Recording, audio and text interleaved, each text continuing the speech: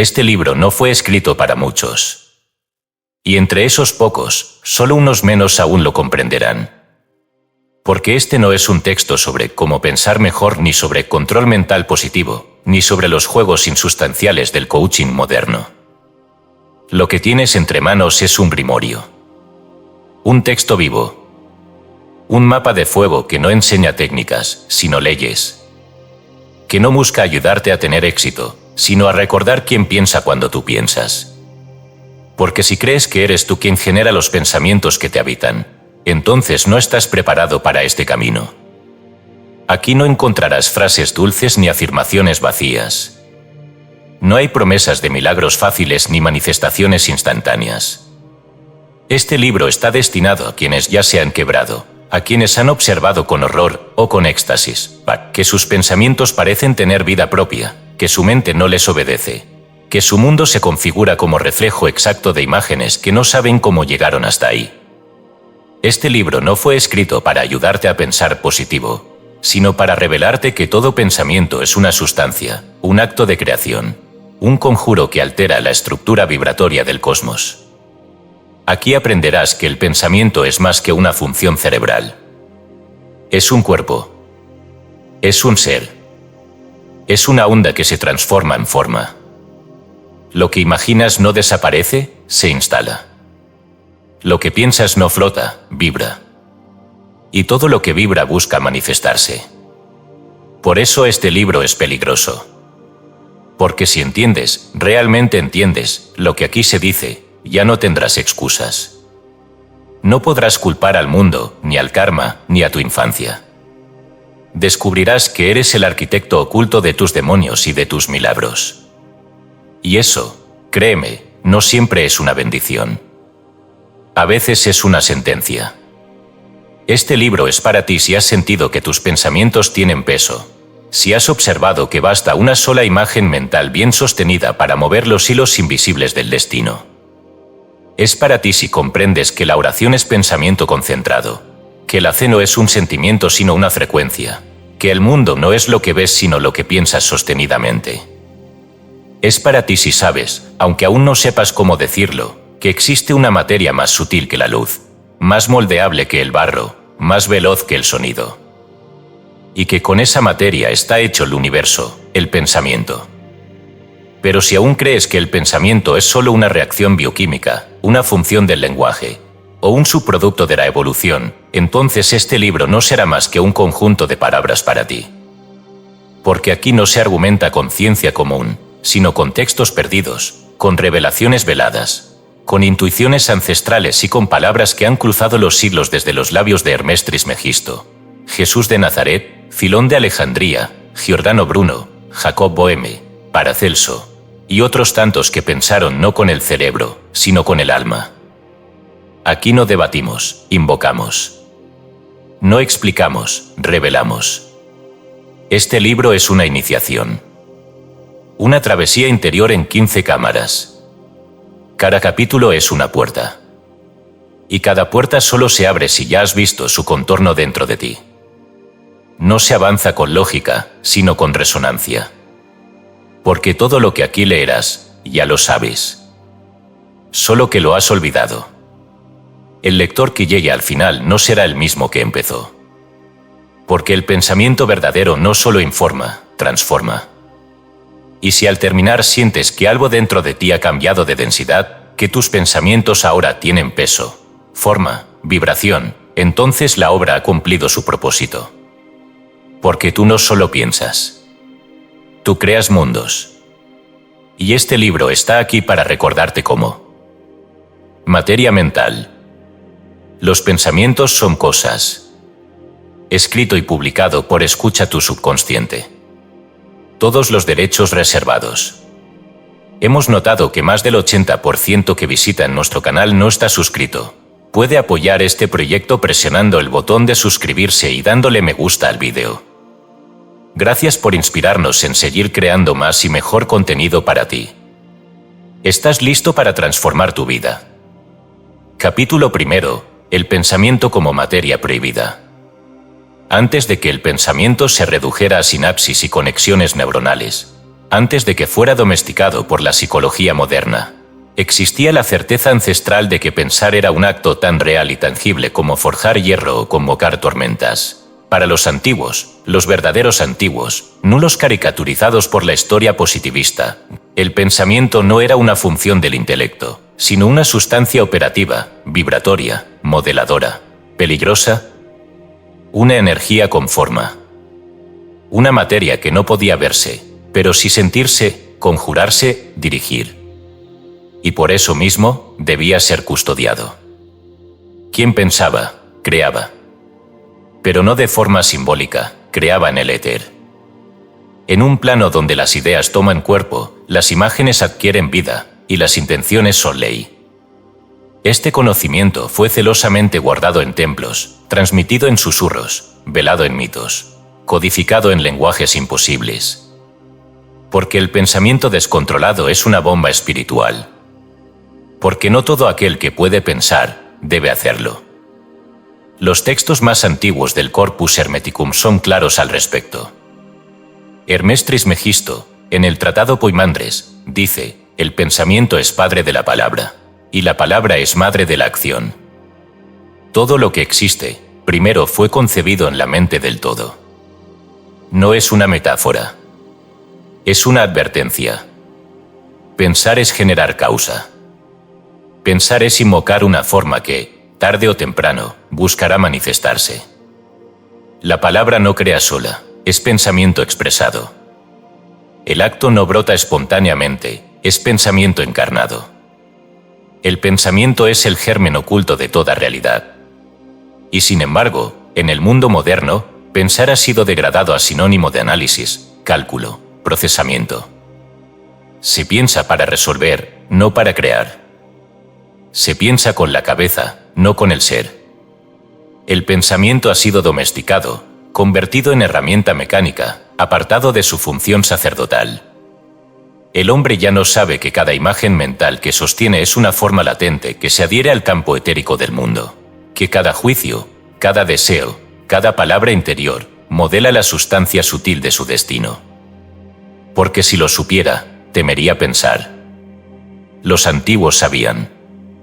Por eso los egipcios formaban a los iniciados en silencio. Por eso los mantras védicos no eran cánticos, sino fórmulas vibracionales para modelar lo invisible. Por eso el Sefer Yetzirah enseña que el universo fue formado con letras, y que cada combinación de sonidos emitidos por el pensamiento configura los mundos. Pensar era un acto mágico, no un accidente mental. Y por eso se prohibía a los no purificados. La gnosis iba aún más lejos. En el Evangelio de la Verdad, atribuido a Valentín, se dice que el error se engendró en el pensamiento del no conocedor, y que toda creación errada es hija de una imagen mental incompleta. No se trataba solo de pensar bien o mal, se trataba de comprender que pensar sin gnosis, es decir, sin alineación con la fuente, era engendrar monstruos. De ahí la advertencia de los alquimistas: aquello que no ha sido transmutado en el pensamiento, corromperá la materia. El plomo del alma se solidifica en plomo del mundo. El pensamiento como sustancia es también uno de los pilares ocultos del arte mágico. El Libernal, texto central del caos mágico moderno, afirma que la voluntad concentrada, acompañada de imagen sostenida, modifica los planos causales de la realidad. Aquí se retoma, sin decirlo, la doctrina hermética original: todo acto mágico se inicia en el pensamiento, que actúa como molde sobre el que se vierte la energía vital. La imagen mental no es una visualización inocente, es una matriz. Y quien domina su propia mente, domina el universo mental que lo rodea. La alquimia interna, la verdadera, no trabaja sobre metales físicos, sino sobre sustancias mentales. El Salvet Coagula no habla solo del disolverse y reconstituirse del ego, sino de la necesidad de disolver las formas mentales erradas antes de coagular nuevas realidades. Quien pretende transformar el mundo sin haber transmutado sus pensamientos, no es alquimista, es aprendiz de hechicero, y está condenado a ser devorado por sus propias creaciones. Porque las formas mentales no desaparecen cuando dejas de pensarlas. Permanecen. Se alimentan de tu energía. Crecen en lo invisible. Se agrupan. Se convierten en patrones, entidades, egregores. Y luego, te habitan. Piensas que estás pensando, pero solo estás siendo pensado. Eres una repetición de las formas que generaste y no supiste disolver. Por eso el silencio mental no es solo una técnica de meditación, es un exorcismo. Y la atención plena no es una moda oriental, es un escudo. En los misterios caldeos, se enseñaba que cada pensamiento que no nace del alma superior es un fuego desordenado que puede incendiar los mundos. Y los escritos pitagóricos hablaban del pensamiento como música inaudible que, si desafina, quiebra la armonía de las esferas. El pensamiento era una nota, una vibración, una onda que afecta a la totalidad. Y por eso debía aprenderse a pensar, no como quien reflexiona, sino como quien invoca. Lo olvidamos. En el templo moderno del pensamiento, la academia, la ciencia, la razón, no se enseña a pensar como quien modela mundos, sino como quien interpreta datos. Y así, hemos creado un planeta saturado de formas mentales caóticas, guerras que fueron primero imaginadas, enfermedades que fueron primero temidas, muertes que fueron deseadas por el inconsciente colectivo. El infierno, escribió William Blake, es un estado mental real. Y lo hemos construido piedra por piedra. Este libro empieza aquí. En esta advertencia, cada pensamiento es una semilla. Cada imagen, un molde. Cada palabra interior, una causa vibratoria. No hay pensamiento neutro. No hay pensamiento inocente. Porque todo lo que piensas, o bien alinea la sustancia de tu alma con el logos divino, o la disgrega en un pantano de sombras. Pensar es crear. Pensar es maldecir. Pensar es santificar. Pensar es conjurar. El pensamiento es una materia sutil, tan real como la sangre, tan poderosa como el fuego, tan peligrosa como el rayo. Y solo quien entienda esto podrá continuar. Porque a partir de aquí, ya no se trata de pensar mejor. Se trata de no ser destruido por lo que uno ha pensado. Capítulo 2. Formas pensamiento, entidades que viven en ti. Cuando piensas, no solo estás imaginando. Estás generando. Todo pensamiento que mantienes en tu campo consciente se reviste de una sustancia invisible que no desaparece cuando apartas la atención. Persiste. Vibre. Se adhiere a ti. Te sigue. Te modela. Y si es suficientemente alimentado, cobra vida propia. Esta es la doctrina prohibida de las formas pensamiento, aquella que fue enseñada en los templos védicos, codificada en las escuelas teosóficas, y que hoy, en su ignorancia, los hombres desprecian mientras son devorados por sus propias creaciones mentales. Las formas pensamiento, en su definición más precisa, son entidades sutiles engendradas por la mente humana y revestidas con la energía emocional del emisor. Nacen en el plano mental inferior, adquieren forma en el plano etérico, y si son sostenidas por tiempo suficiente, pueden insertarse en la matriz de la realidad como eventos, síntomas, personas o experiencias. No son meras imágenes. Son estructuras vivas, dotadas de intencionalidad vibratoria. Tienen forma, color, movimiento e incluso dirección. En los Vedas, particularmente en los himnos más antiguos del Rig Veda, ya se advertía sobre la Mana Shakti, el poder del pensamiento, como una fuerza capaz de generar formas sutiles que recorren el espacio invisible hasta alcanzar su fruto.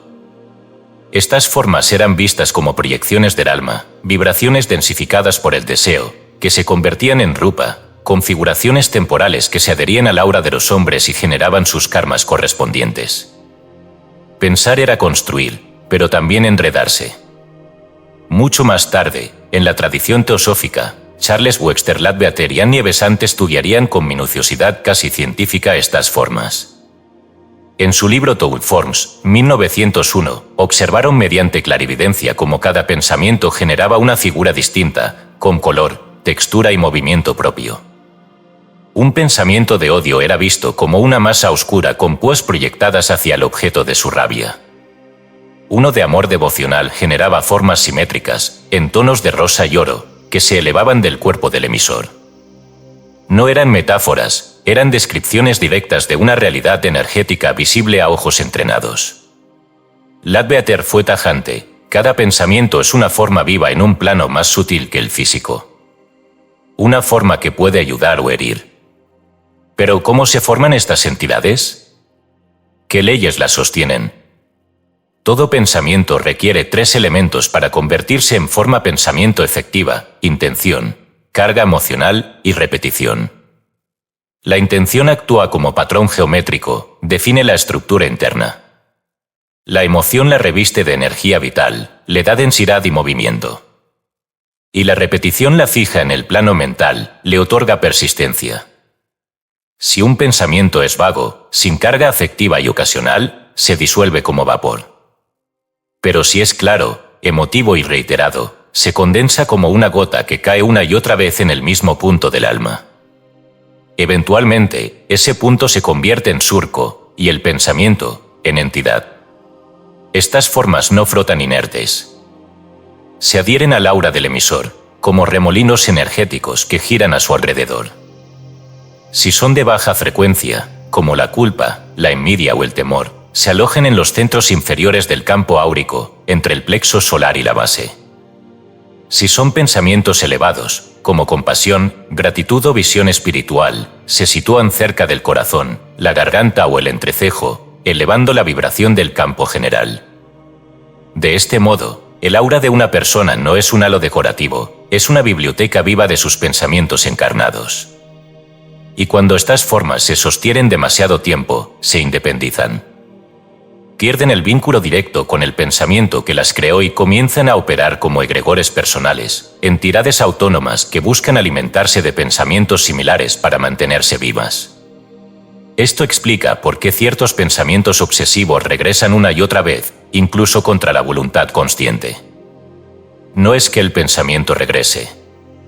Es que la entidad quiere seguir existiendo. Busca ser recordada, revivida, renovada. Esta dinámica fue anticipada también por Jacob Boehme, el místico alemán del siglo XVII, quien escribió: «Todo pensamiento es un hijo». Pero si no lo reconoces, se vuelve bastardo y buscas su padre en las tinieblas. Aquí se revela un aspecto sombrío del fenómeno: lo que no se integra en la conciencia, se convierte en sombra. Y esa sombra no muere, actúa, se disfraza, retorna. El Zohar, texto central de la Cábala, habla de los Rosatuma, los espíritus de impureza que nacen del pensamiento humano desviado, y que vagan buscando cuerpos donde encarnarse. La tradición rabínica los identifica como residuos mentales densos, parásitos psíquicos generados por el pecado, entendido no como acción, sino como pensamiento contra la ley divina. Estos seres, si no son disueltos, pueden incluso influir en otras mentes, transmitirse como epidemias invisibles y alimentar estructuras colectivas de pensamiento, religiones degeneradas, ideologías enfermas, culturas enteras. Así se explica que las formas pensamiento individuales, cuando son compartidas y reiteradas por muchos, pueden dar origen a egregores colectivos. Un país, una ciudad, un partido político o una institución religiosa no son solo organizaciones, son cuerpos mentales compartidos, sostenidos por millones de formas pensamiento similares que se alimentan entre sí. Quien entra en ese campo, comienza a pensar desde ese campo. Ya no es libre. Es poseído. Porque pensar, cuando no se sabe lo que se piensa, es ser poseído. Y esto no es un lenguaje poético. Es preciso. Porque las formas pensamiento, al igual que las entidades biológicas, tienen instinto de conservación. Luchan por seguir existiendo. Buscan reproducirse. Se atraen entre sí. Y si no son disueltas por la vigilancia interna, crecen hasta saturar el campo mental del alma, impidiendo que surjan nuevos pensamientos. Así muere la creatividad. Así nace la repetición. Así se empantana el alma. Pero también existen formas pensamiento de alto nivel, aquellas que elevan, sanan, despiertan. Las plegarias sinceras, las visualizaciones espirituales profundas, los mantras que nacen del amor, las imágenes de belleza interna que se sostienen con devoción, todo eso crea formas que no solo acompañan, sino que protegen. A estos seres, los Vedas los llamaban devas menores, inteligencias lumínicas generadas por mentes purificadas. Algunas culturas los han confundido con ángeles. Pero no lo son tus pensamientos, al servicio del Logos. En el momento en que entiendes esto, tu vida cambia. Porque ya no puedes pensar sin conciencia.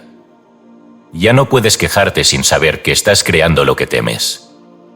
Ya no puedes repetir frases, imágenes, recuerdos, sin comprender que cada uno de ellos engendra algo que te seguirá como sombra o como vía. Tú eres el padre de todo lo que vibra a tu alrededor. El jardín que habitas está sembrado con las semillas de lo que tú solo imaginaste. Y si no aprendes a podar, a disolver, a bendecir tus pensamientos antes de soltarlos al mundo, entonces serás perseguido por tus propias criaturas. Porque toda forma pensamiento busca retornar a su fuente. No para destruirla, sino para ser reconocida. Pensar es engendrar. Pero engendrar con descuido es poblar el mundo de huérfanos invisibles.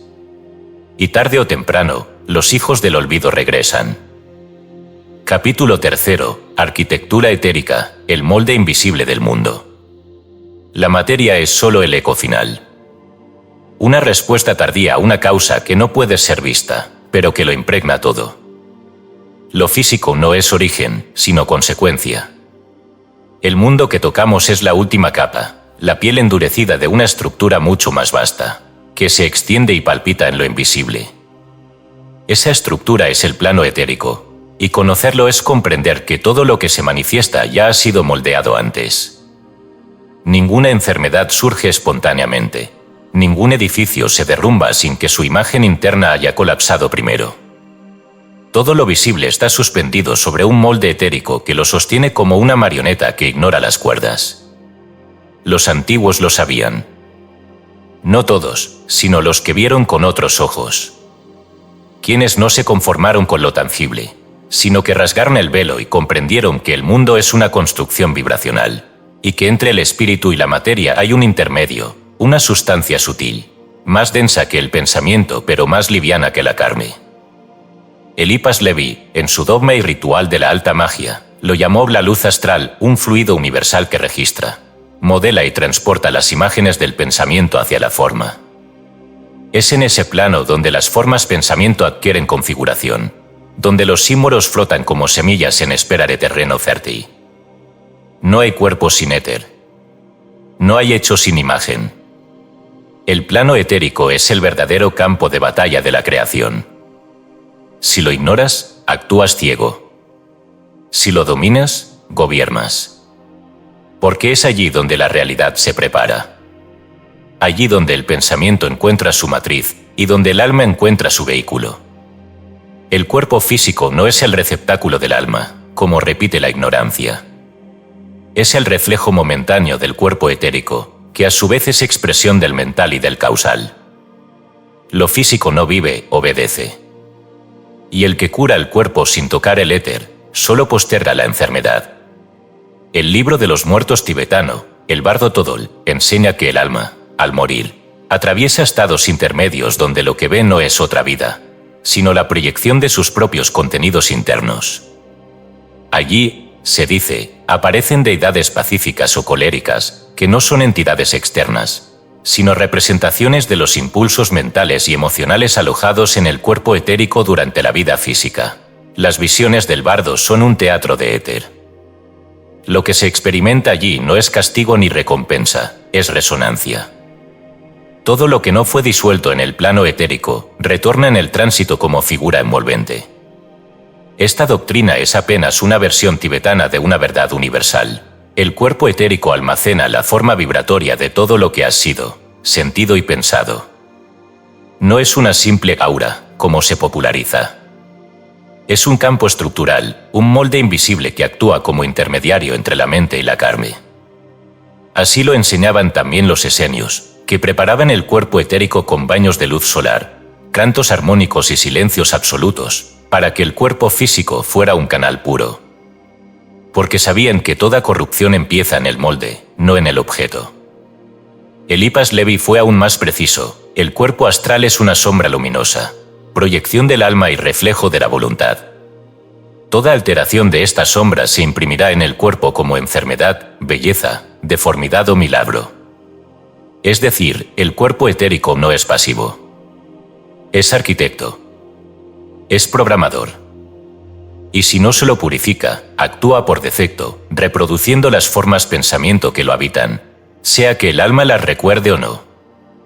En los escritos casi perdidos de Hipatia, filósofa alejandrina, hija del último guardián del Serapeo, se encuentran fragmentos donde se describe el éter como un velo tejido de memoria e intención, capaz de replicar geometrías celestes en el cuerpo físico. En su escuela se enseñaba que cada órgano tenía una contrapartida etérica y que si se dañaba el molde, el órgano fallaría incluso si era sano. Esta doctrina, que inspiró más tarde las geometrías del neoplatonismo, fue erradicada junto con su vida, cuando el pensamiento cristiano imperial decidió que solo debía existir un cuerpo, el de Cristo crucificado.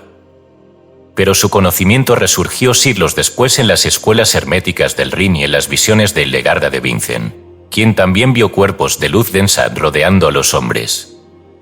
El plano etérico, además, no solo sostiene al cuerpo, también sostiene al mundo.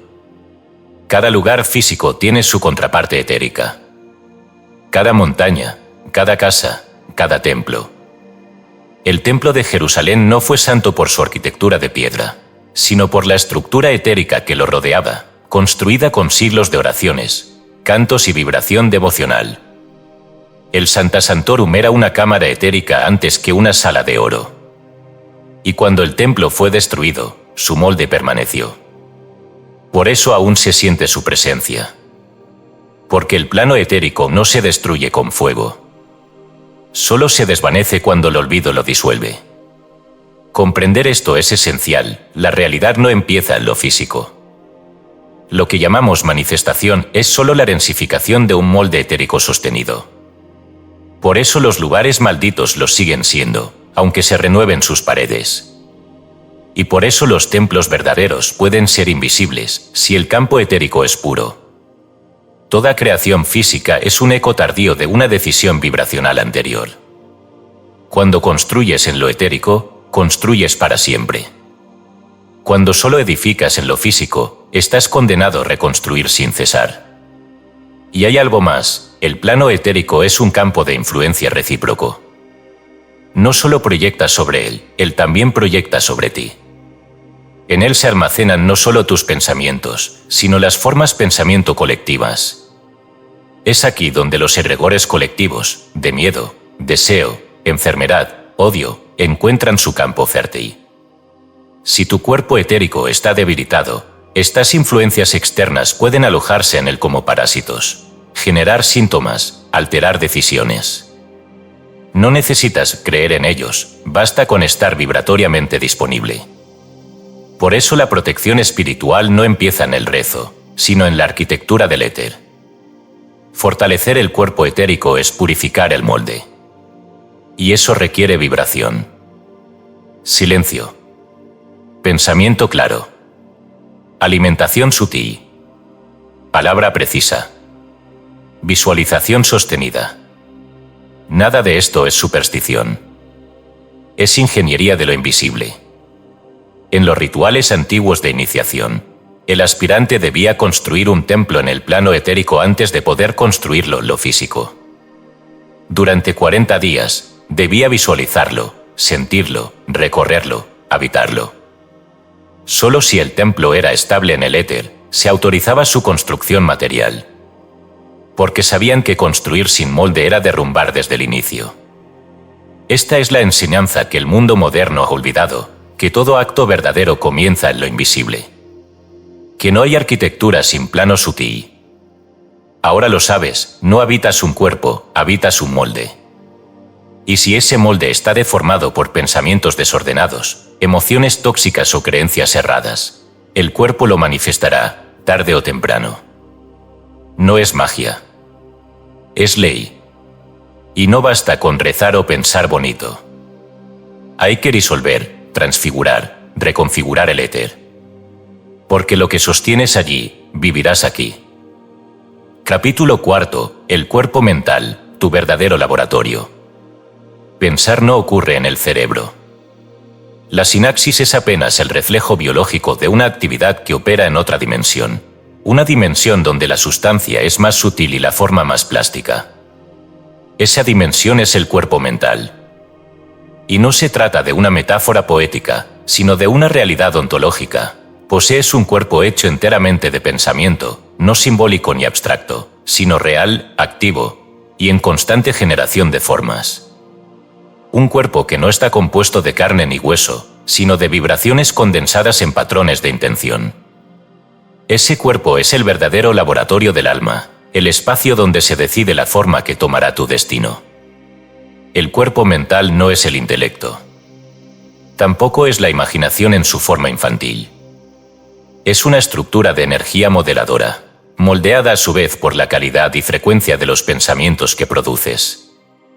Así como el cuerpo físico se fortalece con ejercicio y se debilita con inactividad, el cuerpo mental se expande o se contrae según la claridad, la constancia y la vibración de las formas mentales que generas. En su diálogo Fedro, Platón introduce una metáfora extraordinaria. El alma es como un carro alado, tirado por dos caballos, uno noble y otro indómito, guiados por el auría de la razón. Esta imagen, muchas veces reducida a una alegoría moral, es en verdad una descripción de la anatomía interna del ser humano. El auriga no es solo el intelecto, es el cuerpo mental, el conductor invisible de todos los impulsos, emociones y deseos. Si el cuerpo mental está entrenado, dirige los caballos, si no, es arrastrado por ellos. El carro no avanza con fuerza, sino con dirección. Pero para comprender la verdadera naturaleza del cuerpo mental, es necesario ir más allá del platonismo y adentrarse en el pensamiento místico de los primeros cristianos. San Dionisio Areopagita, en su obra Los Nombres Divinos, expone una teología del pensamiento que escapa a toda lógica superficial. Allí declara, la mente, cuando es purificada, se convierte en espejo de Dios, y al contemplar lo divino se hace creadora de lo real. Esta frase encierra una verdad estremecedora: el cuerpo mental no es solo la estructura desde la cual piensas, sino el templo desde el cual creas. La mente no es instrumento, es altar. Lo que allí se sostiene, se convierte en decreto vibracional, y lo que se decreta desde el cuerpo mental resuena en el tejido mismo del universo. Dionisio entendía que el pensamiento puro, aquel no contaminado por el ego, el deseo o el temor, era una forma de oración sin palabras, una vibración que se alinea directamente con los planos superiores. Esta pureza no es ingenua, sino alquímica. El cuerpo mental puede ser transfigurado, afinado como un instrumento para resonar con las ideas arquetípicas del logos. Esa es su función original. La ciencia espiritual de Rudolf Steiner retoma este principio con una precisión casi quirúrgica. En su descripción del ser humano cuaternario, físico, etérico, astral y ego, Steiner afirma que el cuerpo mental es la sede del pensamiento consciente, pero también el lugar donde el alma elabora sus juicios más profundos. No solo piensas en el cuerpo mental, sino que desde él se proyectan las imágenes que moldean la realidad externa. Y más aún, afirma que el cuerpo mental tiene forma, estructura, plasticidad, y que puede ser visto por quienes desarrollan la percepción suprasensible. En sus conferencias sobre el pensar puro, Steiner distingue entre el pensamiento pasivo, producto de la educación, el entorno y la experiencia sensorial, y el pensamiento activo, creativo, generador de mundos. El primero pertenece al mundo astral inferior, el segundo, al cuerpo mental superior. Solo el pensamiento activo posee la capacidad de transformar el destino. Y esta transformación no ocurre por voluntad superficial, sino por alineación vibratoria. Cuando el cuerpo mental emite una imagen pura, esa imagen no se limita a imaginar, construye. Hopper penetra en el éter y modela el mundo. Lo que ocurre dentro del cuerpo mental tiene implicaciones ontológicas. Cada pensamiento genera una forma. Esa forma tiene densidad, color, movimiento. Pero sobre todo, tiene dirección. El cuerpo mental es un espacio direccionador. no solo contiene pensamientos, los proyecta hacia el plano etérico, donde encuentran resonancia y se densifican. Es, por tanto, el laboratorio donde las ideas se visten de intención, y la intención se convierte en energía activa. Pero hay un aspecto aún más profundo: el cuerpo mental no solo proyecta, también absorbe. Es un cuerpo permeable. Captura imágenes del entorno, patrones colectivos, vibraciones astrales que flotan en el campo común de la humanidad. Por eso pensar no es un acto exclusivamente individual. Todo pensamiento es una intersección entre lo que tú generas y lo que el mundo sostiene. Si tu cuerpo mental no está entrenado, será invadido. Si no está purificado, será programado. Si no está protegido, será moldeado por pensamientos ajenos, hasta que no puedas distinguir lo que creaste de lo que heredaste. Los antiguos sabían que el pensamiento es un arte marcial, y el cuerpo mental, un campo de batalla. Por eso entrenaban a los discípulos en vigilancia constante. En el Corpus Hermeticum, Hermes enseña a Tad que el alma impura imagina con desorden, y ese desorden se imprime en las aguas del éter como sombra que engendra sombra. Aquí se revela una verdad crucial: el pensamiento desordenado no solo produce error, produce replicación caótica. El cuerpo mental es un generador que no distingue entre verdad y error. Solo crea. Lo que le entregas, él lo proyecta. Y aquí se revela su peligrosidad. Porque el cuerpo mental no actúa por moral, sino por vibración. Si piensas en la enfermedad con miedo, él proyectará enfermedad. Si visualizas con deseo desesperado, él replicará la carencia que subyace al deseo. Si sostienes odio, aunque sea justificado, él imprimirá destrucción en tu campo etérico. No responde a tu intención consciente, sino a la vibración dominante. Comprender esto es comprender que pensar es una forma de magia. Que el cuerpo mental es un caldero. Y que el alquimista que no conoce los elementos que mezcla, explota. Entonces, ¿cómo se purifica? ¿Cómo se convierte en laboratorio sagrado? Con silencio. Con imágenes puras. Con estudio profundo. Con contemplación de lo divino. Con invocación de las ideas eternas, aquellas que no son tuyas, pero que puedes acoger. El cuerpo mental se vuelve laboratorio solo cuando deja de ser vertedero. Y para eso, hay que cerrar puertas, filtrar pensamientos, examinar emociones, evitar el pensamiento automático, abolir la queja, transfigurar el juicio. Cuando el cuerpo mental se alinea con el logos, se convierte en su reflejo. Y entonces, cada pensamiento es un acto sacerdotal, cada imagen es una semilla del reino, cada idea es una forma viva que danza en sincronía con las esferas celestes. En ese estado, ya no piensas, eres pensado. El pensador universal piensa en ti, a través de ti, y lo que brota de tu mente no es personal, sino eterno. Tu cuerpo mental es el único lugar donde puedes rehacer el mundo sin tocarlo. Porque allí, en silencio, en soledad, en presencia, se encuentra el verdadero taller de Dios. Capítulo 5. El cuerpo causal, donde se guardan los arquetipos. Más allá del cuerpo mental, más allá incluso de la mente que imagina y moldea la realidad inmediata, existe otro cuerpo. No es un campo de imágenes cambiantes ni una esfera de pensamientos personales. Es un templo. Silencioso. Inmutable. Luminoso.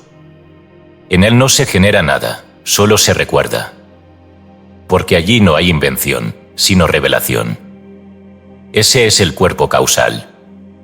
El lugar donde residen las ideas puras, las formas eternas, los arquetipos originales de todo lo que puede ser. No pertenece al yo personal, sino a la conciencia superior. No se accede por deseo, sino por ascensión vibratoria. Y quien penetra en él, ya no piensa como hombre, sino como logos. El cuerpo causal no es fácil de describir, porque no opera con los mecanismos mentales conocidos. No es discursivo. No elabora. No analiza. No imagina. Solo contiene. Es el archivo vivo de lo eterno.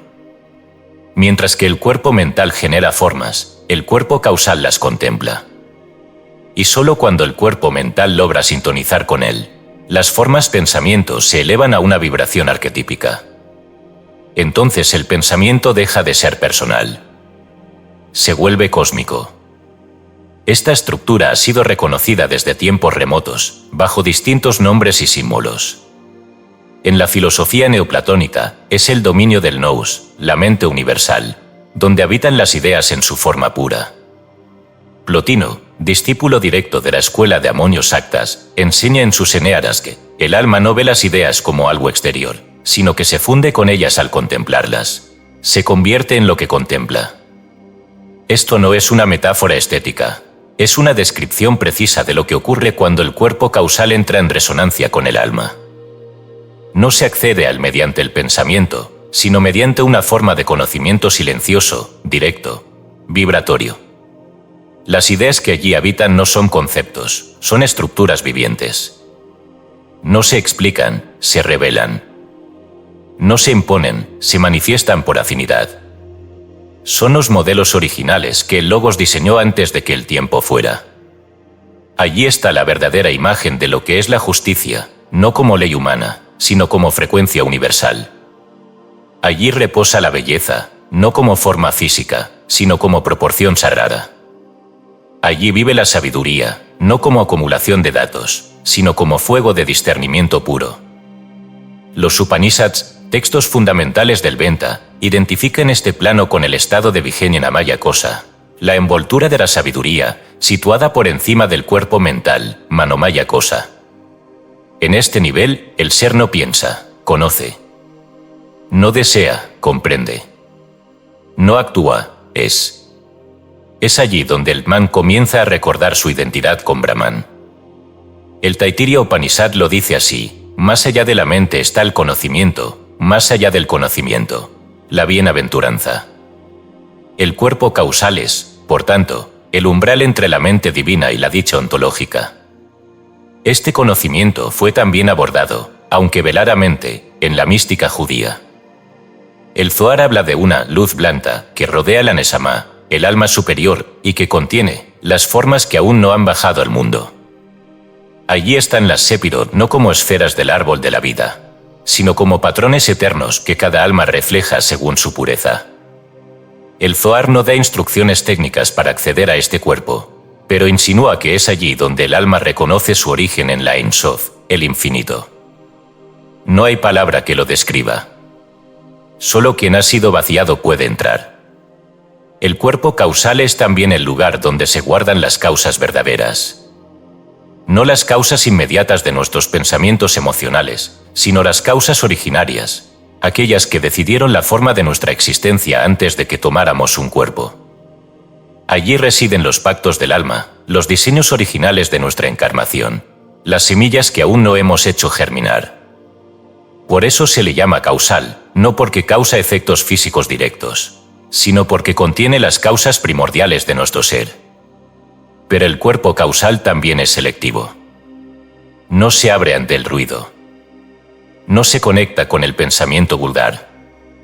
Solo responde a la vibración elevada, al silencio interior, a la rendición consciente. Si el cuerpo mental es un laboratorio, el cuerpo causal es un templo.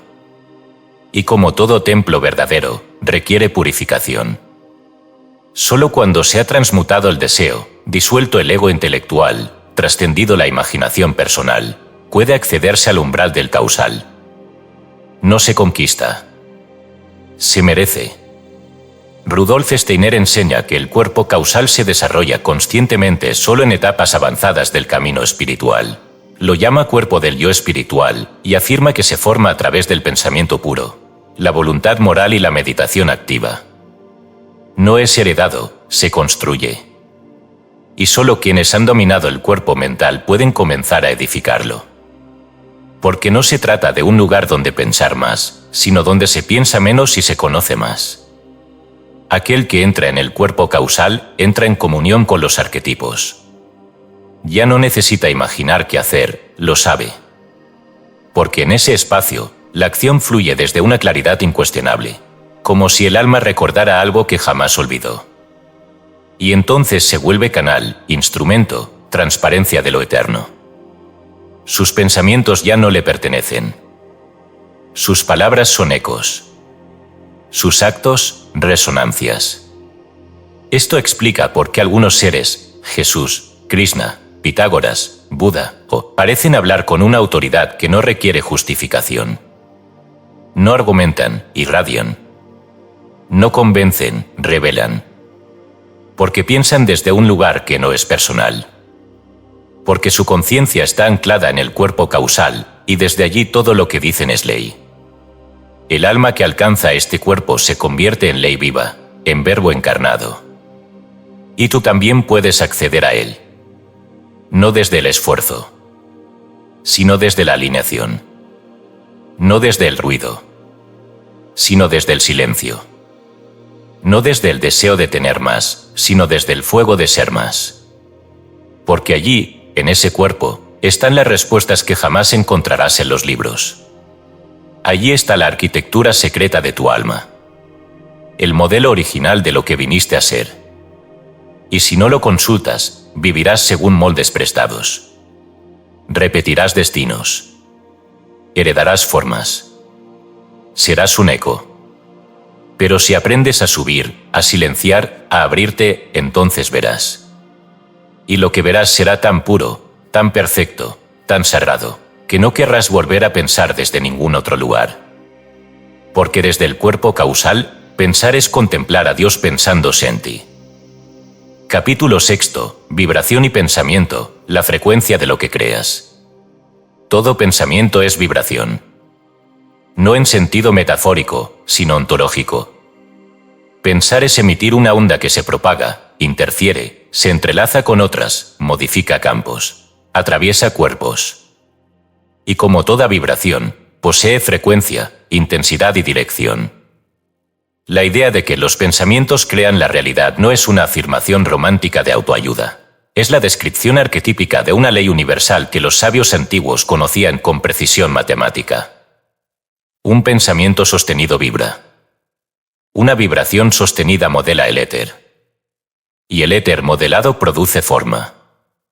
Lo primero que debes comprender es que cada pensamiento tiene una firma vibratoria única, una especie de tono interior que no puede ser fingido.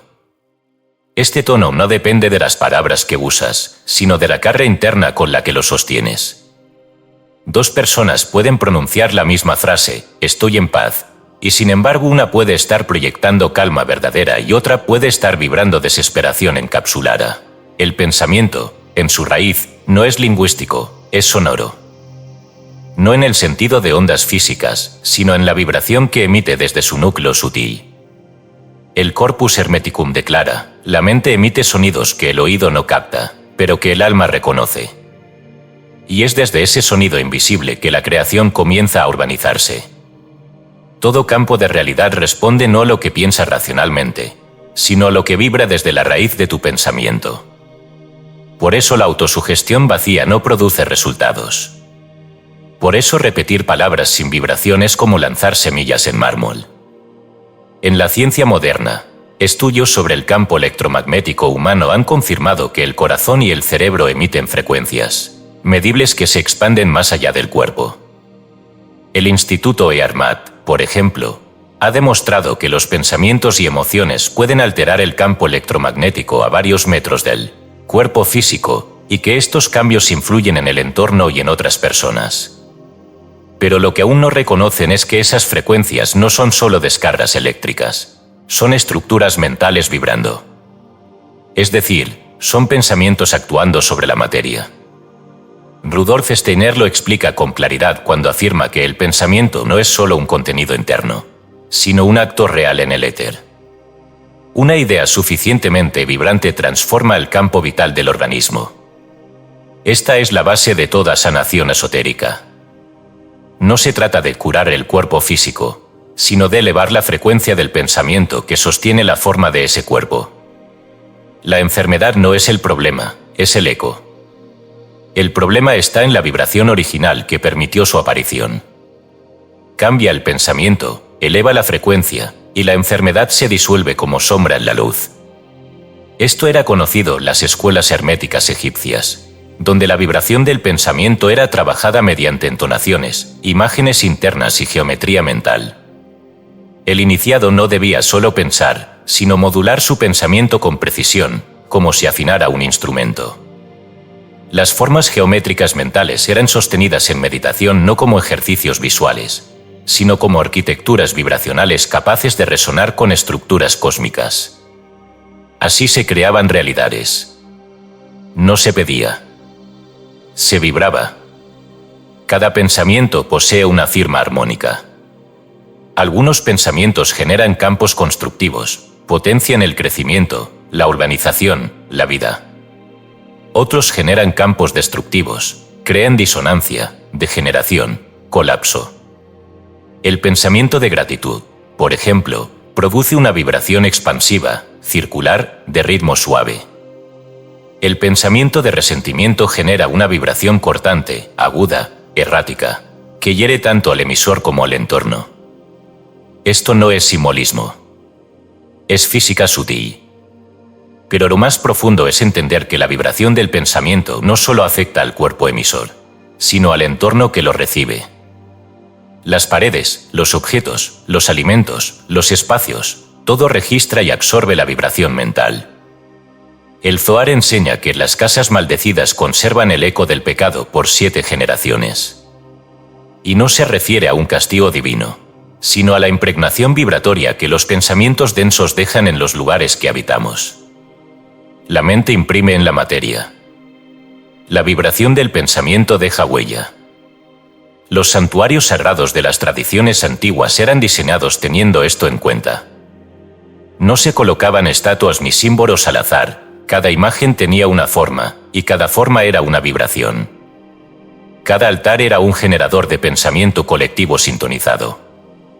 Por eso se decía que la oración en el templo llega más rápido.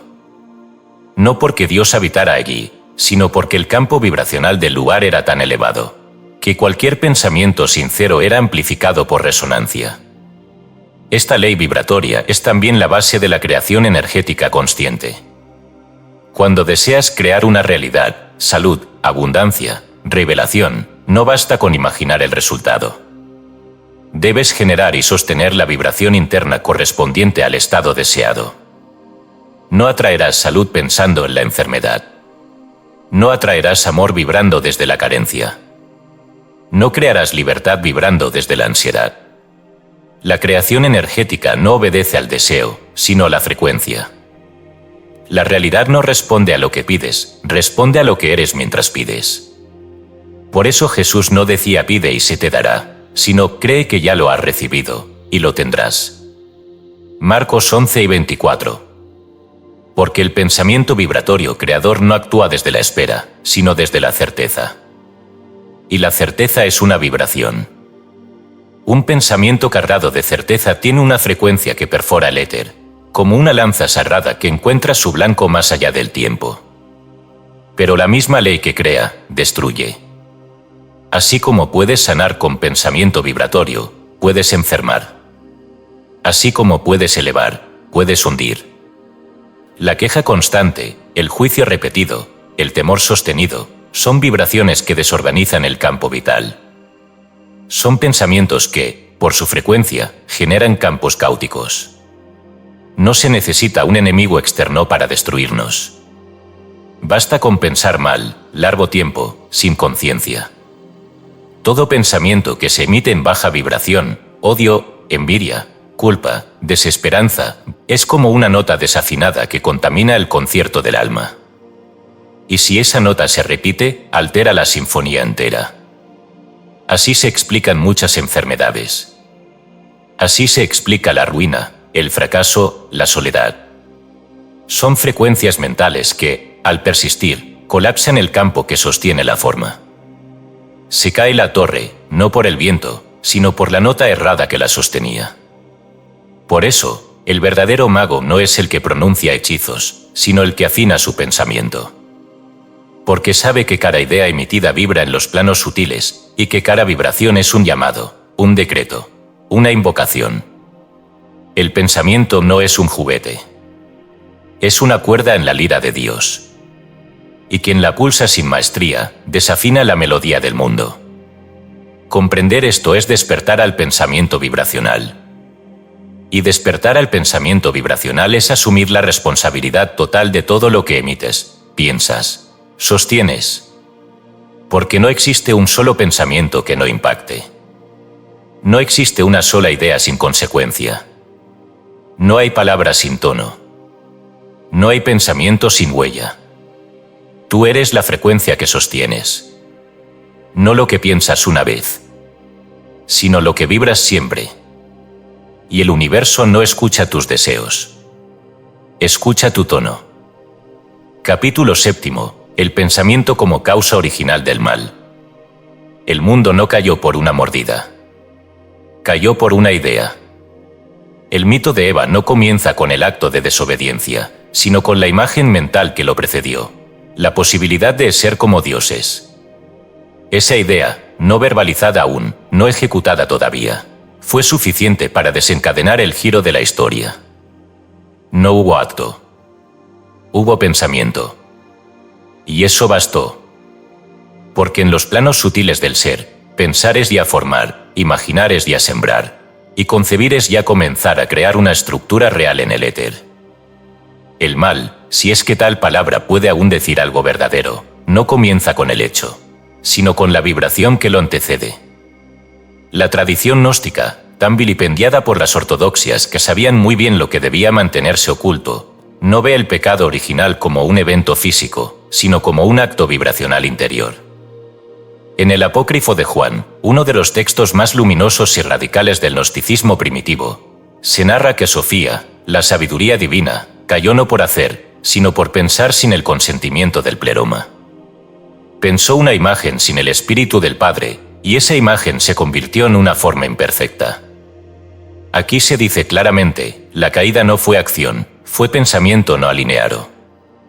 Sofía, como figura arquetípica, representa ese aspecto del alma que aún unida a la luz, piensa desde el deseo de conocer por sí misma. Ella no peca porque actúa, sino porque imagina sin la vibración del uno. Su pensamiento, autónomo, curioso, sin raíz en la totalidad, engendra a Yaldabaoth, el demiurgo ciego, el creador de este mundo imperfecto.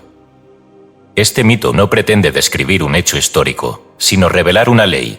Todo pensamiento que se separa del principio, crea una forma ciega. Y toda forma ciega genera un mundo errante. El libro de Enoc, otro de los textos proscritos por el canon oficial, relata que los vigilantes, ángeles encargados de custodiar el mundo, descendieron a la tierra porque vieron la belleza de las hijas de los hombres. Pero esa visión no fue inocente, fue una proyección interna. Vieron y desearon, dice el texto. El deseo no se refiere a la lujuria física, sino al pensamiento sostenido que generó atracción. Esa vibración mental los desalineó de su función original, y el resultado fue la encarnación forzada, la caída y la generación de los nefirim, híbridos entre lo humano y lo celeste, símbolo de la distorsión energética que se produce cuando el pensamiento cerrado se mezcla con la vibración no purificada del plano inferior. Estas historias, lejos de ser mitologías, son espejos. Nos dicen que cada vez que piensas sin vigilancia, cada vez que imaginas sin conciencia, estás engendrando tus propios Yaldabaoth, tus propios nefirim internos. No se necesita un acto para errar, basta con pensar desde el yo separado. Porque el pensamiento no es una idea flotante, sino un proceso de modelación vibratoria que, si no se disuelve a tiempo, se convertirá en forma. Aquí se revela una de las verdades más ocultas de la metafísica profunda. El pensamiento es la causa primera del mal, porque la desalineación comienza siempre en el plano mental. No es el acto lo que produce la caída, es la sintonía que se pierde en el pensamiento previo. Por eso Jesús, en los evangelios canónicos, dice que el que mira a una mujer y la desea, ya cometió adulterio en su corazón, Mateo 5:28. Esta no es una condena moral, es una afirmación ontológica. Ya ocurrió. Ya fue vibrado. Ya se formó. Y si fue formado, buscará nacer. No existe pensamiento estéril. Toda imagen mental sostenida genera una entidad vibracional que buscará materializarse. Si es densa, se adherirá al cuerpo etérico, alterará emociones, distorsionará decisiones. Si es sutil, elevará la vibración del campo áurico, iluminará los sentidos, abrirá caminos. Pero ninguna imagen es neutral. Ninguna idea es inocua. Pensar es concebir. Y lo concebido en el pensamiento busca encarnarse. Los antiguos sabios egipcios lo comprendieron.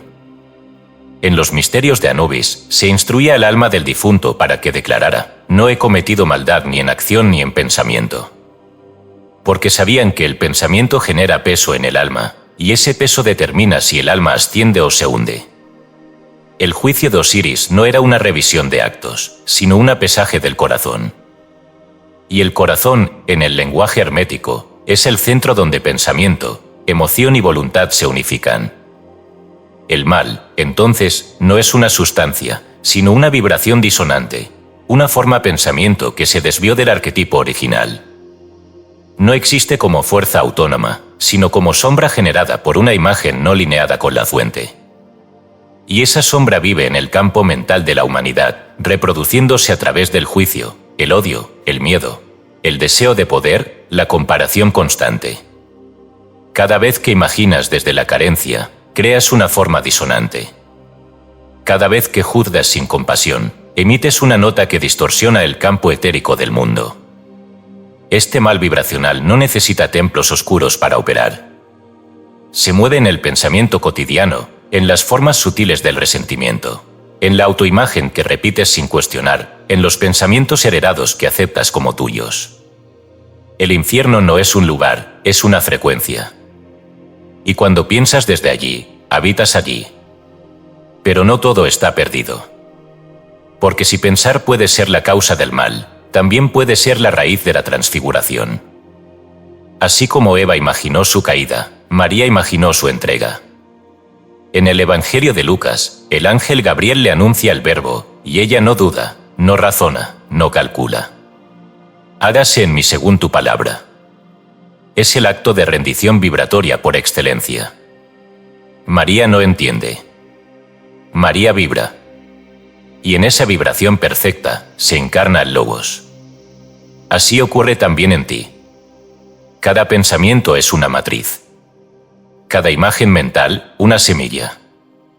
Puedes sembrar distorsión o puedes sembrar encarnación divina. La diferencia no está en el contenido de tu pensamiento, sino en su frecuencia. No se trata de pensar bien, sino de pensar alineado. No se trata de reprimir ideas, sino de transformar su vibración antes de que tomen forma. El mal no es una fuerza que te ataca. Es una forma que tú pensaste sin saber que pensabas. Y el bien, el verdadero bien, no es lo contrario del mal. Es la restauración de la vibración perdida. Es el pensamiento que recuerda su fuente. El pensamiento que, en lugar de crear sombra, genera luz. El pensamiento que, al vibrar, no construye un mundo nuevo, sino que revela el mundo que ya es, el mundo que siempre ha sido. Y ese pensamiento solo puede surgir de un alma que ha aprendido a pensar con el corazón. Capítulo 8. El alma como pensamiento de Dios. Tú no eres un cuerpo que piensa. Eres un pensamiento que se volvió cuerpo. Antes de toda carne, antes de todo nombre, antes incluso del tiempo, fuiste pensado. No por un Dios antropomórfico sentado en algún cielo remoto, sino por el principio, el Logos, la mente activa del ser que, al pensarte, te dio existencia vibratoria. Porque en el principio no fue la palabra, sino el pensamiento que la sostuvo. Y en ese pensamiento, que es el origen de todo lo que existe, tú ya eras.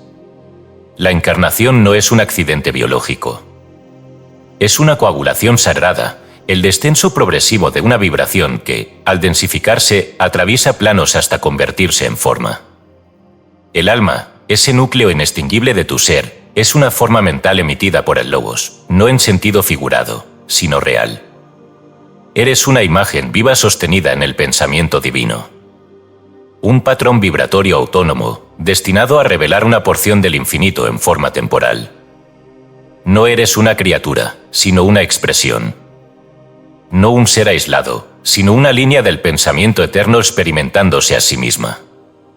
Filón de Alejandría, el gran místico judío helenizado, enseñó que todo lo que existe fue primero una idea en la mente de Dios, y que el alma humana desciende desde la región de las ideas, tomando cuerpo como una vestidura densa, una sombra de su forma original.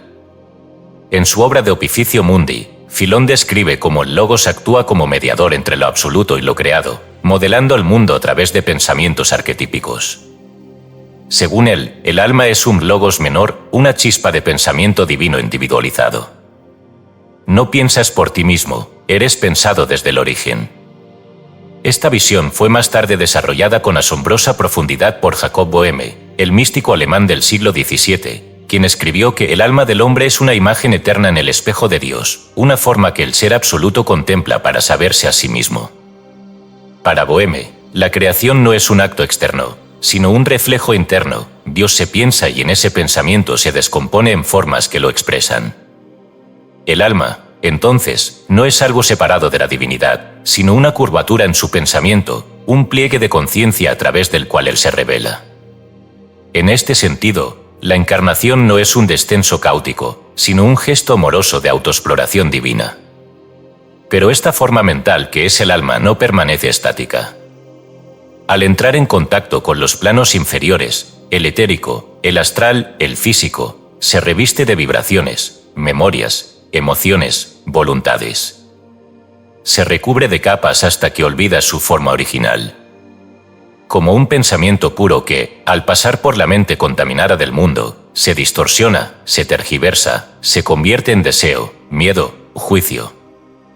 Por eso la vida espiritual no es adquirir nada nuevo, sino recordar, despojarse de las formas anaridas, disolver las sombras mentales adquiridas, para permitir que el pensamiento original vuelva a resonar. Los tratados rosacruces, en especial el Fama Fraternitatis y el Confessio Fraternitatis, revelan que el alma es el instrumento secreto mediante el cual el Logos construye la historia.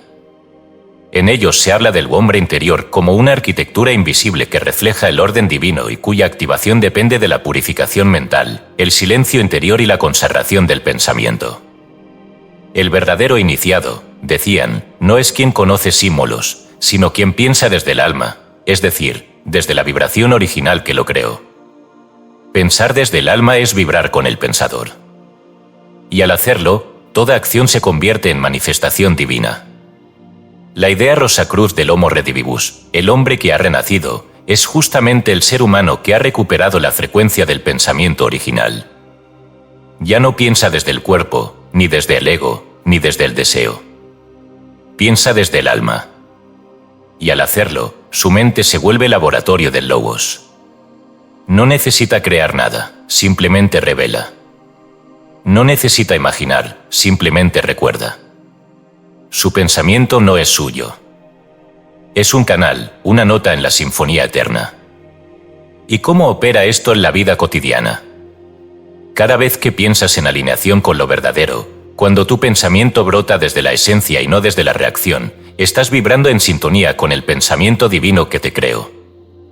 En ese instante, tu mente no añade, sino que permite. No genera, sino que se abre. Y en esa apertura, el alma emerge. Porque el alma no es algo que tienes. Es algo que eres cuando dejas de pensar como el yo. Todo pensamiento que no nace del alma genera distorsión. Toda imagen mental que no proviene del arquetipo original genera forma pasajera. Por eso tantas vidas parecen girar en círculos, repetir errores, recrear sufrimientos, porque están siendo movidas por pensamientos que no se corresponden con la vibración original del alma. Son pensamientos prestados, heredados, inducidos. Formas mentales falsas sostenidas como si fueran reales. Esas formas son las cárceles del alma. El proceso de despertar espiritual, entonces, es el acto de volver a pensar desde el punto de origen. De alinear el pensamiento presente con el pensador que te concibió. Es por eso que los místicos de todas las tradiciones hablaban del silencio. No para dejar de pensar, sino para escuchar el pensamiento que los creó. No es la ausencia de ideas lo que libera, sino la sintonía con la idea que sostiene todo lo que eres. En el Corpus Hermeticum, Hermes dice a Tat: tú eres el pensamiento del Padre. No te apartes de lo que fuiste antes de ser. Esta frase resume todo. El alma es una forma pensada, una imagen eterna, una vibración en la mente de Dios. Todo lo demás es ruido. Y cada vez que piensas desde el miedo, desde la comparación, desde el juicio o la ambición, estás vibrando fuera de tu diseño. Estás pensando fuera de tu alma. Pero cada vez que piensas con belleza, con verdad, con bondad profunda, entonces tu pensamiento no es una ocurrencia, es una reactivación. Una chispa de memoria que hace que el alma recuerde su forma original. Y en ese instante, por breve que sea, vuelves a ser. Porque el alma no se construye. El alma se recuerda. Y recordar es vibrar como cuando fuiste pensado por primera vez. Capítulo 9. Lenguaje, símbolos y conjuración mental. La palabra es una lámpara de fuego. Es pensamiento que ha alcanzado densidad suficiente para volverse vibración audible. Pero no todas las palabras son iguales. Solo aquellas pronunciadas desde el núcleo del alma, desde el pensamiento verdadero, el que nace del cuerpo causal y atraviesa la estructura vibratoria sin desviación, se convierten en verbo creador. Las demás son sonidos vacíos, ecos de pensamientos desalineados, repeticiones sin sustancia. Porque toda palabra verdadera es una forma mental encapsulada, una semilla vibratoria que puede modelar el éter, alterar la sustancia, dar vida o destruirla. No hablamos. Conjuramos. Cada vez que pronunciamos una palabra con intención y claridad vibracional, estamos proyectando una estructura en el campo etérico. Lo que dices no se evapora, toma forma. El verbo no es un instrumento del pensamiento, es su culminación. Su manifestación audible. Y allí donde se pronuncia con conciencia, se hace carne. Esta verdad fue comprendida desde el origen de las civilizaciones. El Sefer Yetzirah, uno de los textos fundacionales de la Cábala, declara que Dios creó el mundo con las 22 letras del alfabeto hebreo. No las utilizó como símbolos fonéticos, sino como unidades vibracionales. Cada letra es una forma, un número, una dirección, una fuerza. Aleph no es la letra A. Es el principio sin forma. Sin no es la S. Es el fuego que transforma. Yahvé, el tetragrámaton sagrado, no es un nombre. Es una fórmula vibratoria que modela el universo desde la combinación de las letras madre y los elementos primordiales. Cuando se dice que en el principio era el verbo, y el verbo era con Dios, y el verbo era Dios, Juan 1:1, se está afirmando esto, que el pensamiento, al pronunciarse en frecuencia perfecta, es indistinguible de la divinidad. Y que la creación no comenzó con una acción, sino con un sonido. Un pensamiento pronunciado. Una vibración tan pura que se volvió sustancia. Por eso, cuando Jesús sana, no actúa, pronuncia. Dice levántate o sé limpio, y ocurre. Porque no es la intención emocional lo que sana, sino el alineamiento entre pensamiento, palabra y vibración. Esa es la fórmula del verbo creador. La geometría sagrada también conoce esta ley. Cada símbolo es una palabra callada. Un lenguaje sin voz. El círculo, el triángulo, la espiral, no son figuras arbitrarias. Son expresiones visuales de patrones vibracionales eternos. El Sri Yantra, los sólidos platónicos, el árbol de la vida. Todos estos esquemas son formas mentales congeladas en imagen, cápsulas de pensamiento universal que pueden ser reactivadas por la conciencia. Mirar un símbolo con intención es igual a pronunciar un verbo. Porque el símbolo es el lenguaje del alma, mientras que la palabra hablada es el lenguaje de la mente consciente. En el primer chin, el libro de las mutaciones, cada hexagrama no representa un signo adivinatorio, sino una configuración vibracional. Cada línea sólida o quebrada es una onda, activa o receptiva. Cuando se combinan, forman una figura que describe la vibración interna de un momento del Tao. No se consulta el primer chin para predecir, se lo consulta para leer la vibración del pensamiento que está gestando la realidad presente. Y por eso, las respuestas que ofrece no son lógicas, sino simbólicas, porque el símbolo no responde al intelecto, sino al alma que reconoce. Esto fue sabido también en las culturas precolombinas. El náhuatl, lengua ritual de los toltecas, no distinguía entre palabra y hechizo. Tlatolli, el verbo, era una fuerza. El sabio era Tlamatini, el que conoce las palabras verdaderas. Y solo él podía pronunciar el verbo que modificaba el mundo. Porque entendían que hablar era actuar en lo invisible. Que lo que se decía, si era dicho desde el centro, se hacía carne. Por eso, las oraciones, los cantos, los poemas rituales no eran adornos, eran operaciones vibracionales. Palabras pronunciadas desde el pensamiento lineado, que transformaban la energía del entorno. Todo esto confluye en una verdad central: el lenguaje no es un medio para comunicar, sino para crear. Las palabras que usas están cargadas de pensamiento vibracional. Las que repites constantemente, en tu mente, en tu boca, en tu emoción, son las que determinan la forma que adopta tu mundo.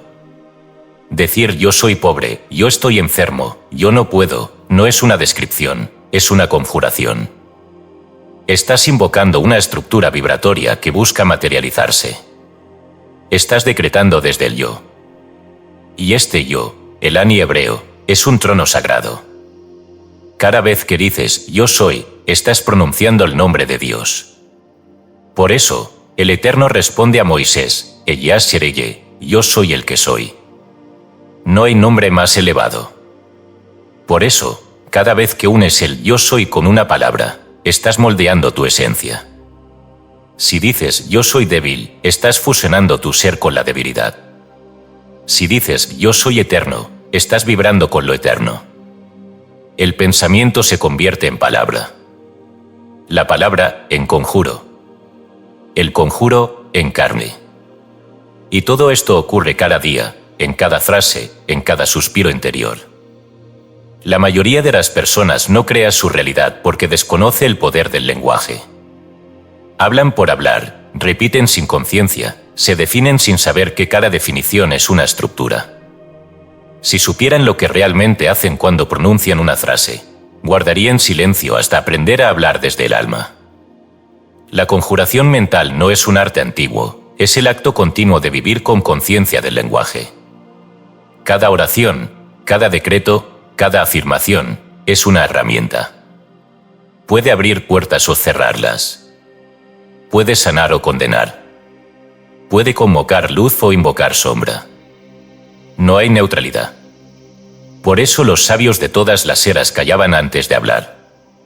No por humildad, sino por precisión. Porque sabían que cada palabra emitida es un pensamiento que se proyecta al mundo. Y que el mundo es el reflejo vibratorio de las palabras que han sido sostenidas. Hoy también puedes volver a esa conciencia. Volver al pensamiento puro. Volver al lenguaje que crea. Hablar no para convencer, sino para vibrar. Nombrar no para describir, sino para llamar. Porque nombrar es convocar. Y lo que convocas con tu palabra te será concedido. Porque el pensamiento es verbo, el verbo es símbolo, y el símbolo es carne. Todo lo que existe comenzó con una palabra pronunciada en el interior del logos. Y tú, cada vez que piensas con claridad y hablas con verdad, eres ese logos, creando mundos. Capítulo 10. Pensamientos egregóricos y realidades colectivas. No piensas solo. Aunque te encierres en silencio, aunque creas que cada pensamiento es íntimo, cada idea que sostienes está conectada con una red. Cada imagen mental que alimentas no flota en un vacío privado, sino que se inserta en una matriz más vasta, tejida con los pensamientos de todos los que han sentido lo mismo, imaginado lo mismo, creído lo mismo. No eres el único que ha temido, deseado, odiado o amado. Cada uno de tus pensamientos se suma a una corriente invisible que fluye por el campo psíquico de la humanidad. Y esa corriente tiene forma, fuerza, dirección. Tiene hambre. Y tiene nombre. Ese nombre es egregor. Un egregor es una entidad mental colectiva. un ser psíquico formado por la acumulación de pensamientos, emociones y deseos sostenidos por un grupo. Puede ser consciente o inconsciente, elevado o degradado, creador o destructivo. Pero siempre existe como una realidad vibracional que excede al individuo. Es más que la suma de las partes, es una criatura con vida propia, sostenida por la vibración continua de quienes la alimentan. Las antiguas culturas conocían bien esta ley. En Egipto, los dioses no eran solo arquetipos, eran egregores colectivos sostenidos por rituales, cantos, oraciones y pensamientos constantes. Bastet, Horus, Anubis no eran simplemente símbolos, eran formas mentales intensamente vivas, creadas y mantenidas por siglos de devoción organizada. Cada templo era un núcleo de resonancia vibratoria que mantenía al egregor vivo. Si el culto cesaba, el egregor se debilitaba, se disipaba. Pero mientras era alimentado, actuaba. Protegía. Castigaba. Intervenía. Era una entidad real, no metafórica. En la tradición cristiana, el fenómeno del egregor aparece bajo nombres distintos. Pablo habla de principados y potestades del aire, Efesios 6 y 12, refiriéndose a estructuras invisibles que dominan colectivamente la mente de los pueblos. No se trata de demonios personales, sino de configuraciones mentales globales que rigen culturas, ideologías, religiones enteras. Estos espíritus del aire son formas vibracionales complejas que manipulan desde el inconsciente colectivo, modelan conductas, polarizan masas, inyectan miedo o fervor, según la frecuencia que encarnen. Y aquí se revela lo más perturbador: la humanidad, en su mayoría, no piensa, es pensada. Está poseída por egregores. Vive dentro de estructuras mentales que se transmiten de generación en generación, sin ser vistas, sin ser cuestionadas. La idea de patria, de éxito, de belleza, de pecado, de familia, no es original. Es heredada. Ha sido insertada por egregores culturales que condicionan la forma de percibir y de reaccionar. Son formas pensamiento colectivas que se alojan en la mente de los individuos como verdades incuestionables. Y no hay egregor sin alimento. Cada vez que sostienes un pensamiento alineado con una estructura colectiva, por ejemplo, el mundo es peligroso, el dinero es escaso, la salvación está fuera de mí, estás emitiendo energía que fortalece ese egregor. Y cuanto más personas alimenten esa forma, más fuerte se vuelve. Hasta que no solo influye, sino que controla. Un egregor suficientemente denso puede determinar elecciones políticas, guerras, crisis económicas, epidemias. Porque las masas no se mueven por lógica, se mueven por vibración común. Por imágenes mentales compartidas. Por formas pensamiento que han alcanzado masa crítica. La tradición oculta enseña que existen egregores de naciones, religiones, corporaciones, movimientos sociales. Cada uno tiene una aura que rodea a sus miembros y que actúa como campo de coherencia. Dentro de ese campo, las personas piensan, sienten y creen de forma similar, como si fueran parte de un solo organismo mental. Y lo son. Cada iglesia tiene un egregor. Cada ejército, cada universidad, cada tendencia estética o política. Lo que se presenta como identidad grupal es, en realidad, posesión compartida.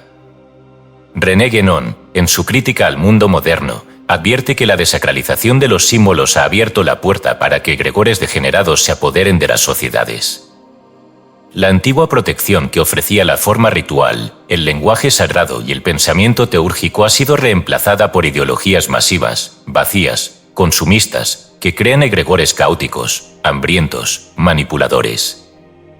Las redes sociales no son neutras, son altares de egregores. Las tendencias virales no son espontáneas, son llamados. Y cada vez que participas sin conciencia, estás entregando tu energía a formas que te usarán. Esto no es una exageración. Es una descripción vibracional del estado actual del alma colectiva. La humanidad como rebaño psíquico, regido por egregores que se disfrazan de valores, de derechos, de causas nobles o de modas efímeras. El problema no es que existan. El problema es que ya no se los reconoce. Se cree que cada pensamiento es propio, cada emoción es espontánea.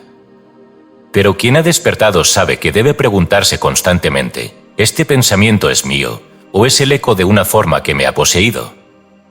No todo egregor es maligno.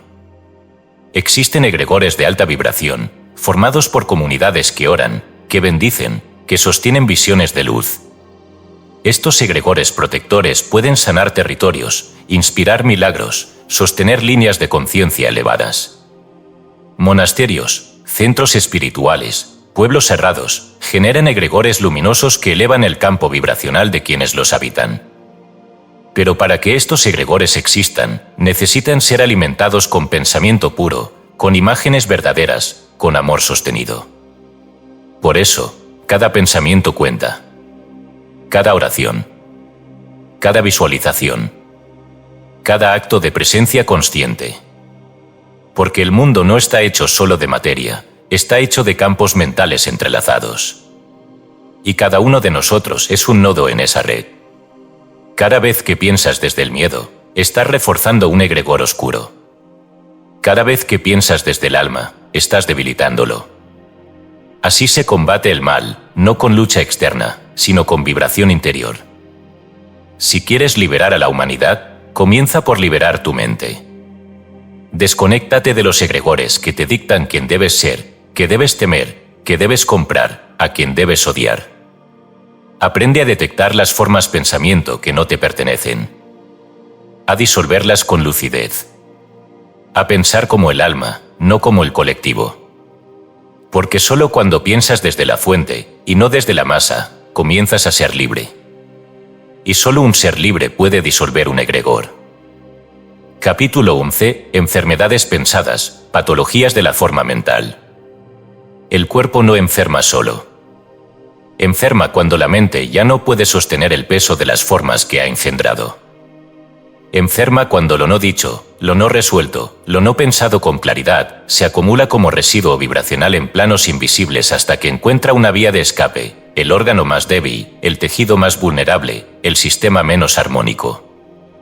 Lo que no pudo ser transformado en comprensión, se transforma en síntoma. Lo que no pudo ser iluminado por la conciencia, se manifiesta en la carne. El cuerpo es el lienzo donde se proyecta lo que la mente se niega a mirar. Es el espacio final, el campo que recibe las imágenes mentales más densas, aquellas que frotan en el inconsciente como espectros sin nombre. Una enfermedad no es un error biológico, es una forma pensamiento que ha descendido por los planos hasta tocar el físico. La célula alterada no es la causa, sino el resultado. El proceso no comienza en la materia, sino en el pensamiento sostenido, muchas veces de forma silenciosa, antigua, heredada.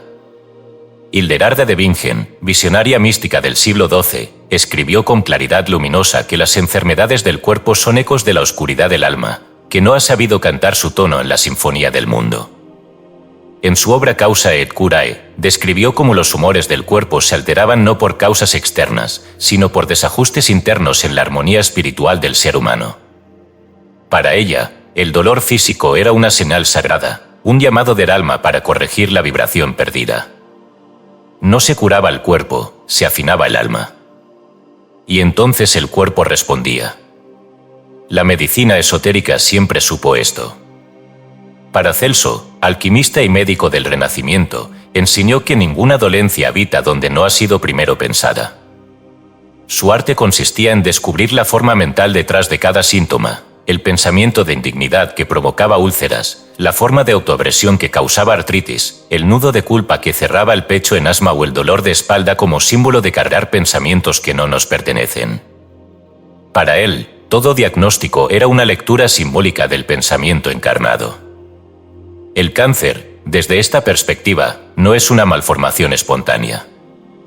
Es la cristalización de una forma mental no resuelta, sostenida durante años, nutrida por el miedo, el resentimiento o el autoabandono.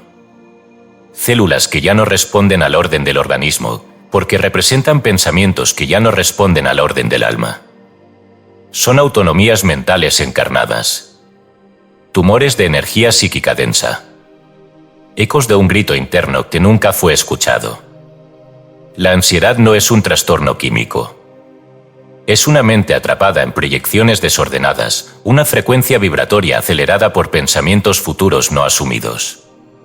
Es una forma mental que se ha vuelto tan densa que altera el campo etérico, y desde allí dispara respuestas corporales, sudor, temblor, taquicardia. No se trata de calmar el cuerpo, se trata de redirigir el pensamiento, de disolver las formas que lo generan. La ceguera, incluso cuando es física, puede ser la manifestación de una forma mental que se niega a ver algo. No se trata de culpar a quien padece, sino de comprender que la materia no actúa sola. En los registros de sanación de muchas culturas, desde los exorcismos chamánicos hasta los rituales eseños de purificación, se repite un patrón. Cuando el pensamiento raíz es disuelto, el síntoma desaparece. No se trata de creer en la sanación, sino de liberar la forma que está siendo sostenida en el plano mental. En las escuelas de misterios de Egipto y Caldea, se enseñaba a los sanadores a leer el cuerpo como una carta abierta. Cada dolencia era una frase. Cada órgano afectado, una palabra clave. El hígado era ira retenida. Los pulmones, tristeza no exhalada. El estómago, ansiedad digestiva por lo no comprendido. Pero no bastaba con saber. El sanador debía entrar en silencio, conectar con el campo mental del otro, y desde allí, ver la forma pensamiento que había generado la dolencia. La sanación era, entonces, una operación vibracional, disolver la forma. No atacar el síntoma. Este principio también fue comprendido en el cristianismo primitivo. Jesús no curaba milagrosamente como espectáculo. Él veía la forma mental raíz.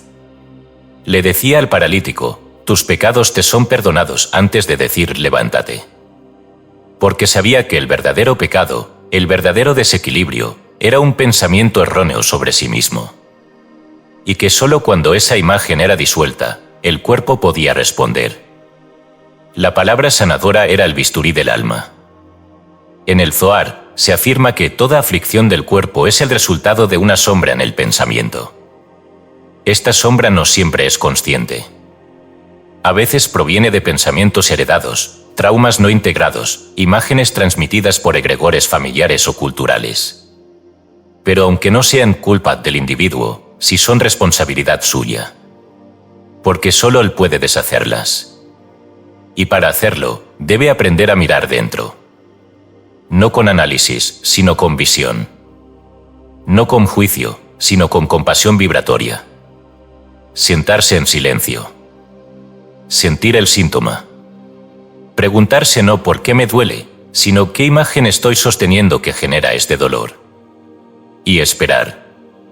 Porque la forma pensamiento no es intelectual, es energética. Aparece cuando la mente se calla y el alma puede hablar.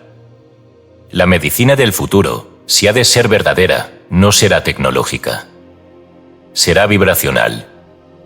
No buscará destruir el síntoma, sino revelar su causa. No anestesiará al paciente, sino que lo convocará a recordar. Porque todo síntoma es una voz. Y toda enfermedad, una forma mental que quiere ser redimida.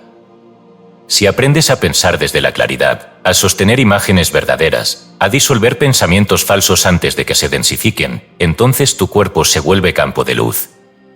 No enfermas porque el pensamiento no deja residuos. No sufres porque el alma canta su tono. No mueres antes de tiempo, porque ya no estás siendo destruido por lo que no sabes que piensas. Porque en el fondo, no enfermas de virus o destino. Enfermas de forma.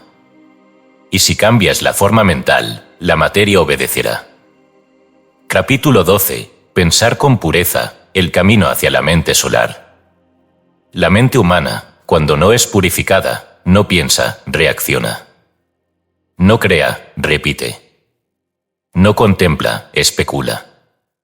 En ese estado, lo que llamamos pensamiento no es más que el eco de impulsos emocionales, hábitos culturales y patrones egregóricos que operan desde la sombra. Solo cuando el campo mental ha sido limpiado de residuos, imágenes impuestas y deseos sin raíz, emerge el pensamiento solar, el que no nace del yo, sino que brota del centro, como luz que no necesita dirección porque ilumina por sí sola. Pensar con pureza no significa pensar en positivo. Tampoco se trata de pensar sin emociones. Significa pensar sin ego, sin apego, sin distorsión. Es pensar desde el núcleo del ser, donde el alma recibe directamente la irradiación del logos sin que el pensamiento pase por los filtros de la identidad personal. Es un pensar sin búsqueda de provecho. Una emisión sin interferencia. Una vibración que no necesita voluntad porque ya está alineada con lo real. Los evangelios esenios, rescatados en parte por Edmond Bordeaux-Szekely, contienen instrucciones veladas para esta purificación. Se habla de lavar la mente en las corrientes del aire sagrado, lo que debe entenderse no literalmente, sino vibratoriamente. El pensamiento necesita ser aireado, expandido, desatado de su propio encierro. Cada noche, los esenios se retiraban en silencio a los árboles y repetían una fórmula interior que no era oración, sino alineamiento. Yo me uno al ángel del pensamiento puro. Esto no era devoción, era invocación vibracional. Al unirse mentalmente a una frecuencia superior, el alma comenzaba a afinar su cuerpo mental hasta que solo podía pensar desde la claridad. Esta misma sabiduría está presente, de otro modo, en los sutras del corazón, pilares del Mahayana budista. Allí se dice que la forma no es diferente del vacío, y el vacío no es diferente de la forma. Aplicado al pensamiento, esto significa que el pensamiento puro es aquel que nace del vacío, del espacio interior donde no hay juicio, ni historia, ni deseo. Pensar con pureza es pensar desde el silencio, no desde el contenido. El pensamiento se convierte en rayo que cruza el cielo despejado, no en tormenta que se agita entre nubes. ¿Cómo alcanzar este estado? A través del desaprendizaje. No se trata de añadir pensamientos buenos sobre los malos, sino de dejar de sostener toda forma mental innecesaria. La pureza no es acumulación, es vaciamiento. El pensamiento solar, aquel que emana desde la conciencia superior, no se entrena llenando la mente de datos, sino limpiándola de interferencias. Es un proceso alquímico interno, como enseñaban los taoístas. La alquimia interior taoísta no buscaba transformar el plomo en oro externo, sino transmutar la energía mental densa en claridad vibratoria. A través de la meditación interna, la llamada Neidan, el adepto debía observar el flujo del pensamiento sin aferrarse a ninguna imagen. No para detener la mente, sino para ver con claridad qué pensamientos no eran suyos, cuáles eran reacciones, cuáles eran residuos y cuáles eran inspiraciones reales. Solo cuando esta observación se sostenía en quietud, surgía el pensamiento sin pensamiento, el flujo puro del Tao a través de la mente silenciosa. Este estado no se alcanza con esfuerzo. El esfuerzo lo impide. Tampoco con expectativa, porque la expectativa lo distorsiona. Solo se alcanza con apertura, con entrega al instante presente, con honestidad radical hacia uno mismo. Cada pensamiento debe ser examinado en su origen. ¿De dónde viene esto? ¿Qué busca este pensamiento? ¿A quién sirve? Cuando esa honestidad se vuelve habitual, el pensamiento impuro se disuelve. No puede sostenerse donde hay conciencia encendida. El pensamiento solar no desea controlar. No busca recompensa. No compara. Es como un rayo de sol que atraviesa la habitación sin pedir permiso ni dejar sombra. Surge y al surgir, crea. Su potencia no viene de su fuerza, sino de su claridad. Cuando una mente piensa así, sus palabras se cargan de verdad sin necesidad de demostrar nada. Sus actos se alinean con la totalidad sin necesidad de estrategia. Ya no hay cálculo, ni máscara, ni esfuerzo. Solo hay emisión vibracional pura.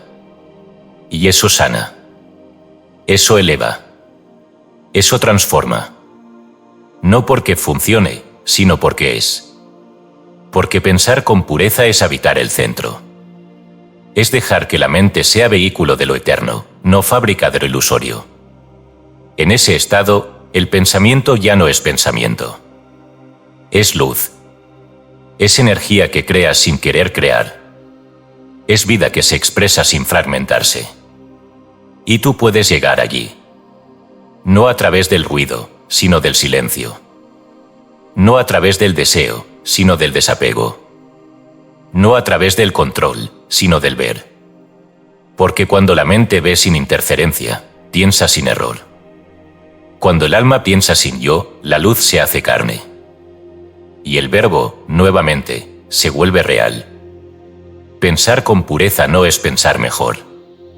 Es no necesitar pensar para estar en verdad. Capítulo 13. El sueño y la creación nocturna de formas.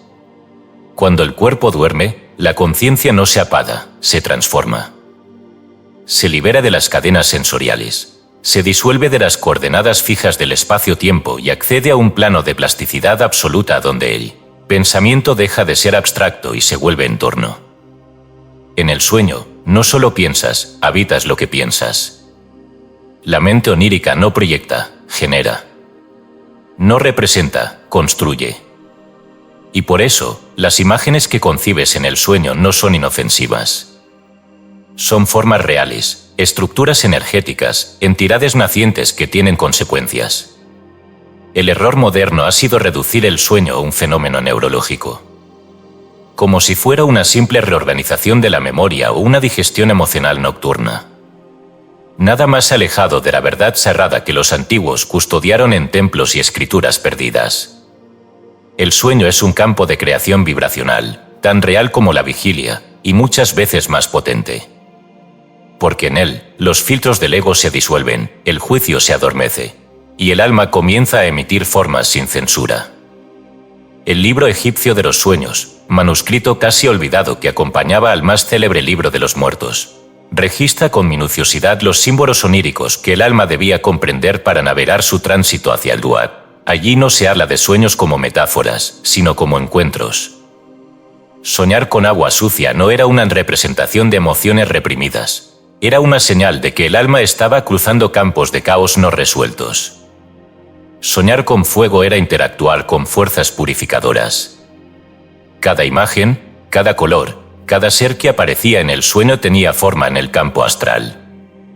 No eran proyecciones internas, eran manifestaciones externas en planos sutiles.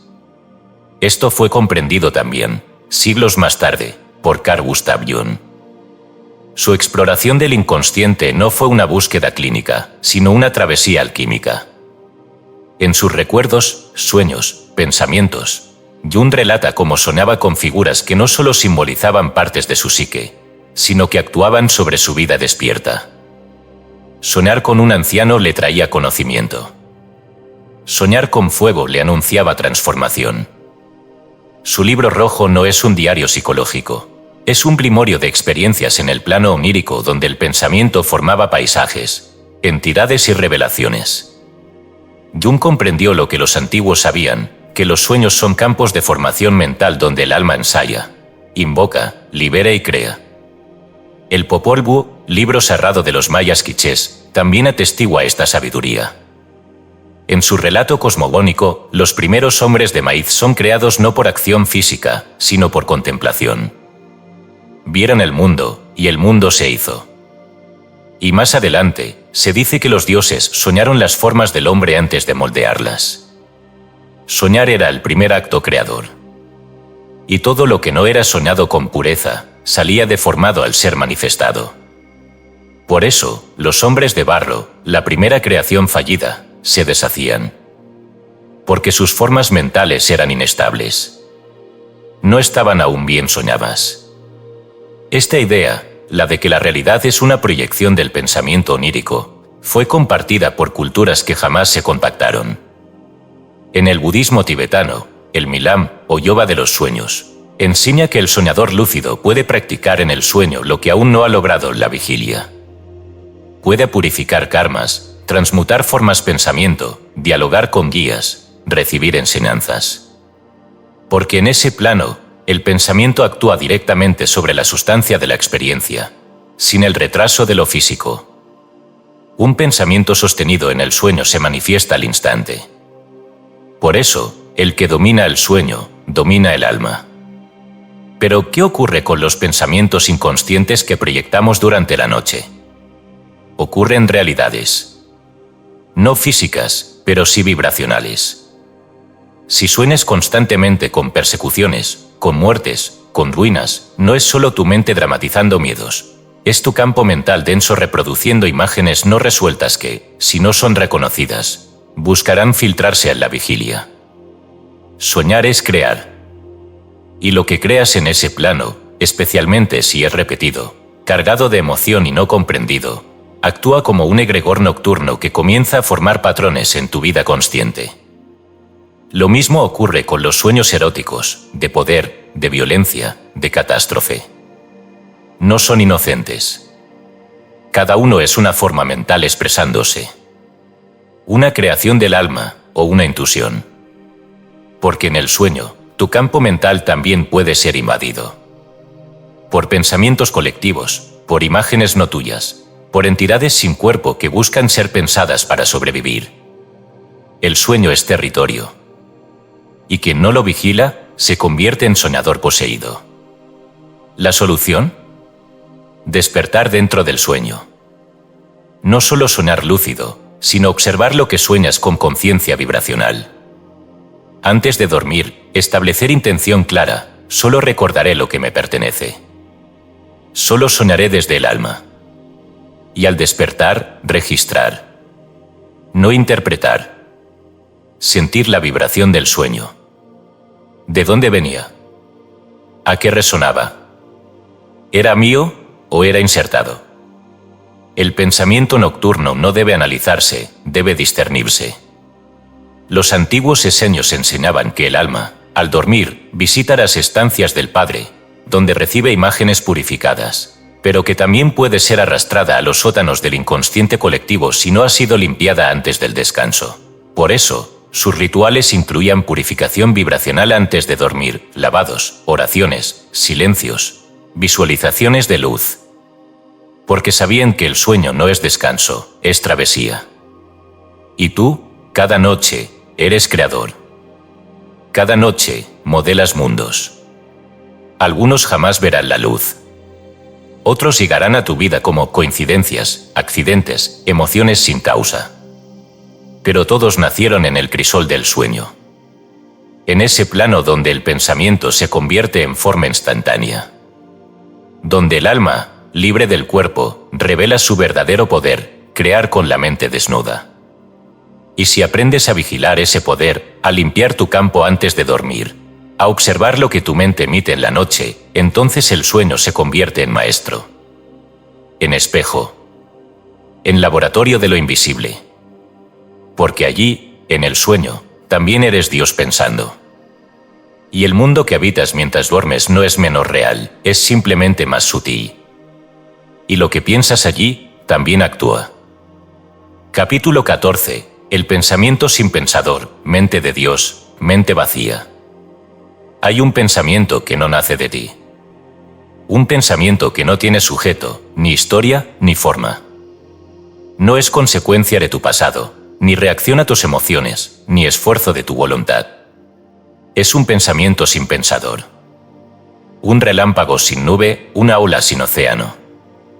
Aparece, atraviesa, transforma, y desaparece sin dejar huella. Cuando llega, sabes que no lo pensaste, te pensó. Y ese pensamiento, que surge desde la vacuidad, no es una idea. Es una revelación. La mayoría de los pensamientos que experimentas no son así. Vienen acompañados de ruido, de comparación, de justificación. Son pensamientos con firma, con color, con identidad. Piensas yo estoy pensando. Piensas yo creo que. Piensas desde la forma. Y eso no es un error, pero tampoco es libertad. Porque mientras pienses desde el yo, todo lo que produzcas estará coloreado por tus límites, por tus historias, por tus espejos rotos. Solo cuando el yo se disuelve, el pensamiento verdadero puede manifestarse. Este estado ha sido descrito, con extremo cuidado, por el Zen. En su enseñanza más radical, el Zen no busca la iluminación como logro, sino la disolución de la mente como constructo. Se enseña que la mente común está llena de viento, ruidos, memorias, asociaciones. Pero que hay un punto donde la mente se detiene sin detenerse y el pensamiento ocurre sin pensador. A esto se lo llama mente vacía, Mushin, o no mente. Un maestro zen no te enseñará a pensar mejor. Te enseñará a atravesar el pensamiento como quien cruza una habitación oscura y sale al otro lado sin llevarse nada consigo. Porque lo importante no es lo que piensas, sino desde dónde. Cuando piensas desde el ego, creas realidad ilusoria. Cuando piensas desde la vacuidad, no creas, revelas. Pero esta vacuidad no es ausencia. No es una nada estéril. Es un silencio pleno, un espacio donde el pensamiento puede manifestarse sin distorsión. Es la mente de Dios. El logos en su estado más puro. Cuando accedes a este estado, todo pensamiento que brota en ti no necesita explicación, ni defensa, ni análisis. Lo reconoces como verdadero porque resuena. Porque es claro. Porque es. El Evangelio de Tomás, texto gnóstico profundamente ocultado por siglos, pone esta verdad en palabras simples. Cuando seáis uno, y hagáis del interior como el exterior, y del exterior como el interior, entonces entraréis en el reino. Este no es un consejo ético, es una indicación vibracional. Significa que solo cuando cesa la división, cuando ya no hay un yo que piensa y un pensamiento separado, se accede al reino. ¿Y qué es el reino? La mente única. El pensamiento sin pensador. En ese estado ya no hay elección. No porque no haya libertad, sino porque todo es claro, y lo verdadero se impone sin esfuerzo. No eliges pensar en paz, eres la paz que piensa. No decides actuar con amor, eres el amor que actúa. No formulas soluciones, eres la respuesta que ya no necesita pregunta. Los filósofos desconocidos, agrupados bajo sellos esotéricos en Europa durante los siglos XVII y XVIII, trabajaron silenciosamente sobre esta idea. Ellos no firmaban sus textos porque sabían que el conocimiento verdadero no tiene autor. Afirmaban que el pensamiento puro es aquel que no tiene padre ni madre, ni argumento ni propósito. En sus manuscritos, algunos aún no revelados, se repite una consigna: pensar sin formar, actuar sin querer, saber sin recordar. Esto no es paradoja. Es método. Es alquimia interior. Es el arte de dejar que la mente se vuelva tan clara que ya no haya diferencia entre lo que piensas y lo que es. Cuando llegas a este estado, el lenguaje deja de servir. Porque lo que piensas no puede decirse. Solo puede vivirse. Es como si el silencio interior hablara. Y su voz no suena, pero ordena. No formula, pero dirige. No explica, pero sabe. En ese punto, ya no haces preguntas. Porque toda pregunta nace del yo. Y cuando el yo se apaga, lo que queda no necesita saber. Porque es el saber mismo, en forma viviente. Algunos lo han llamado intuición. Otros lo han llamado espíritu. Pero más allá de los nombres, lo que ocurre es esto: dejas de pensar como individuo, y comienzas a pensar como totalidad. Y entonces, tus palabras no son tuyas. Tus actos no son tuyos. Tus visiones no te pertenecen. Y sin embargo, todo lo que haces tiene precisión. Belleza. Autoridad. Porque eres, por fin, canal. Transparencia. Este estado no se alcanza por acumulación, sino por entrega. No es el fruto de estudiar más, de meditar más, de purificar más. Es el fruto de dejar de querer ser el que piensa. Es la rendición total. El instante en que comprendes que nunca pensaste por ti mismo. Que cada pensamiento verdadero que has tenido fue dado. Que el ego solo se adueñó del después. Y que cuando callas, cuando te apartas, cuando te vuelves espacio, el pensador aparece. Y no eres tú. Pensar sin pensador es el más alto arte. El más profundo camino. Porque quien lo recorre ya no está buscando respuestas. Está encarnando el silencio. Y en ese silencio, todo lo necesario surge. Sin esfuerzo. Sin control. Sin autor. Pensar sin pensador es dejar que Dios piense en ti. sin que tú lo impidas. Capítulo 15. El gran pensador, tú como arquitecto del Logos. No eres un pensador suelto en un universo mudo. No estás arrojado al azar, ni imaginando por cuenta propia en un cosmos indiferente. Eres un pensamiento dentro de otro pensamiento. Un pensador que existe dentro de una mente mayor que te contiene, que te vibra, que te sueña. No piensas desde fuera del todo, piensas desde adentro del todo. Y ese todo también piensa en ti. Esta es la revelación última. Tú no solo piensas al mundo, el mundo te piensa a ti. Y no como castigo, ni como prueba, sino como participación. Como arquitectura. Como espiral donde cada uno de tus pensamientos se convierte en ladrillo dentro de un edificio mental colectivo, sagrado, eterno. Lo que imaginas hoy no queda en ti, entra en la sustancia del Logos y altera su curso. Lo que sostienes en tu mente vibra en los tejidos del universo como una célula vibra en el cuerpo. Y si vibra en armonía, nutre. Y si vibra en disonancia, enferma. Eres parte de la inteligencia cósmica, no como pieza decorativa, sino como arquitecto menor, como demiurgo en escala, como célula pensante en una mente divina que piensa en fractales. En el Pistis Sophia, uno de los evangelios gnósticos más densos y menos comprendidos, Jesús revela en sus discursos secretos que cada alma es una emanación del pensamiento del Padre, y cada pensamiento que emite retorna a él como onda en el gran mar del Uno. No hay exilio. No hay distancia. Todo pensamiento es una partícula del Pensador Supremo vibrando en formas temporales. Cuando piensas con conciencia, estás ayudando a Dios a pensarse a sí mismo con más claridad. Cuando piensas con sombra, estás nublando su reflejo en ti.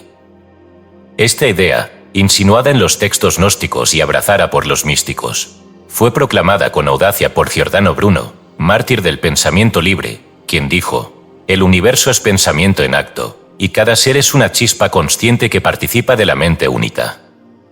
Para él, el cosmos no era una máquina, sino una inteligencia viva en expansión, una espiral infinita de autoconciencia en crecimiento. Y el ser humano, lejos de ser su centro o su dueño, era una célula vibratoria capaz de colaborar en su evolución. Tú eres esa célula. No estás separado. No piensas tus pensamientos, piensas fragmentos del pensamiento mayor que te habita. Y cuando te alineas con esa vibración, cuando tus ideas brotan desde el cuerpo causal, desde la mente solar, desde la pureza de lo no pensado, entonces eres más que tú. Eres instrumento. Arquitecto. Canal. No solo participas del Logos, lo expandes. Cada pensamiento elevado que sostienes genera una espiral. Cada imagen sagrada que contemplas se imprime en el campo universal. No es poesía. Es física mística. Porque el universo no está hecho de cosas, está hecho de mente. Y la mente se organiza en espirales, en ondas, en geometrías que se repiten, se elevan, se transforman. Lo que piensas hoy puede abrir un portal mañana. Lo que sostienes con certeza puede convertirse en una sincronicidad para alguien que jamás conocerás. Estás entrelazado. Eres parte. Eres nodo. Y eres origen. En ese sentido, no eres pequeño. Ni una chispa suelta en la oscuridad. Eres una de las formas a través de las cuales el Logos se ensaya a sí mismo. Una de las voces por las cuales el pensador universal se escucha. Una de las imágenes que él sostiene dentro de su pensamiento, para conocerse en matices infinitos. Cuando piensas desde allí, ya no dudas. Porque el pensamiento no nace de ti, te atraviesa. Y al atravesarte, te completa. No se trata de control. Se trata de sintonía. No se trata de imponerle al mundo tus ideas, sino de afinarte al pensamiento que ya es, y permitir que él piense en ti. Y así, tu pensamiento se vuelve decreto. Tu silencio se vuelve comunión. Tu vida se vuelve arquitectura. Y esto es libertad. No una libertad de hacer lo que quieras, sino la libertad de ser lo que eres, pensamiento consciente dentro del pensador eterno. No necesitas entender más. Solo recordarlo. Solo entregarte al acto de pensar con reverencia. Pensar no como quien analiza, ni como quien desea. Pensar como quien ora sin palabras. Y cuando llegues a ese lugar donde el pensamiento ya no es forma, sino vibración pura, donde cada idea que surge no lleva tu nombre, sino una claridad sin origen, donde cada imagen interior no te pertenece, pero te llena, entonces habrás llegado. Habrás vuelto al pensador, al uno, a eso que no necesita pensarse para ser. Y aún así, te pensó. Ejercicio final, el pensamiento anclado, ritual del pensador arquitecto. Este no es un ejercicio para repetir mecánicamente. Es un acto. Una consagración. Una ceremonia silenciosa donde el alma recuerda cómo se construye una realidad desde la mente pura. No te apures. Tómalo con reverencia. Si puedes, realiza esta práctica en la hora del amanecer o del crepúsculo, cuando la luz todavía no es una y ya no es otra. Ese es el umbral. 1. El altar interno, preparación silenciosa. Siéntate en un espacio donde no seas interrumpido. No busques música, ni incienso, ni estímulos externos. Solo una vela encendida frente a ti. Esa vela representará al Logos, el pensador original. Cierra los ojos y durante 7 respiraciones profundas, renuncia a pensar tú. Solo repite internamente, no soy quien piensa. Estoy siendo pensado. 2. La imagen fundacional, forma sagrada. Ahora, en el vacío generado, deja que surja una imagen. No la inventes. Espera. Puede ser una figura, un símbolo, una palabra, un rostro, un color. La primera imagen que emerja sin esfuerzo, esa será tu forma pensamiento raíz. No la juzgues. No la interpretes. Solo mírala internamente y reconoce. Esto es lo que mi alma ha emitido desde la mente pura. 3. La proyección etérica, anclaje en el campo. Imagina ahora que esa imagen desciende desde tu frente, ajna, y se proyecta hacia el espacio etérico que te rodea, formando una arquitectura energética a tu alrededor. Esa imagen se multiplica en patrones. Es geometría viva. Se imprime en tu campo como una semilla que modifica tu entorno vibracional. Siente cómo tu cuerpo se ordena en torno a esa imagen. Cada célula responde. Cada emoción se reordena. 4. El verbo causal, pronunciamiento sagrado. Cuando sientas que la imagen se ha anclado, pronuncia en voz baja o mentalmente si no puedes hablar. Yo no pienso desde el yo. Yo pienso desde el uno. Todo lo que ahora imitas será forma vibratoria de lo eterno. Repite esta frase solo 3 veces. Luego guarda absoluto silencio. 5. El espejo del pensador, reflejo y reconocimiento. Abre los ojos. Mira la llama de la vela. No pienses nada. Solo mírala. Y mientras la contemplas, permite que un pensamiento surja. No fuerces. Solo espera que uno venga. Cuando venga, y vendrá, obsérvalo, y responde internamente. Este pensamiento es parte del pensador. Es el uno pensándose en mí. 6. El sello final, materialización. Escribe en un papel, con tu letra, sin corregir, una afirmación que no provenga del deseo, sino de la imagen que surgió en el paso 2. Una frase simple, potente. No más de una línea. Esa es tu forma pensamiento sagrada. Dobla el papel. Colócalo bajo la vela. Déjala consumir. Ese papel ya no es un papel.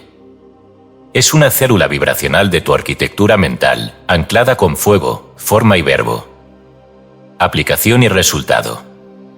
Este ejercicio no es para repetir todos los días, sino para hacerlo cuando sientas que has vuelto a pensar desde la confusión, desde la densidad, desde la dispersión. Cada vez que lo hagas con seriedad, sentirás cómo el caos se ordena, cómo la mente se calla, como la forma se imprime en lo invisible, y como Dios, el gran pensador, vuelve a pensarte desde adentro. Y entonces sabrás, no como idea, sino como vibración encarnada, que este libro no era información. Era arquitectura. Y tú, desde ahora, eres también constructor.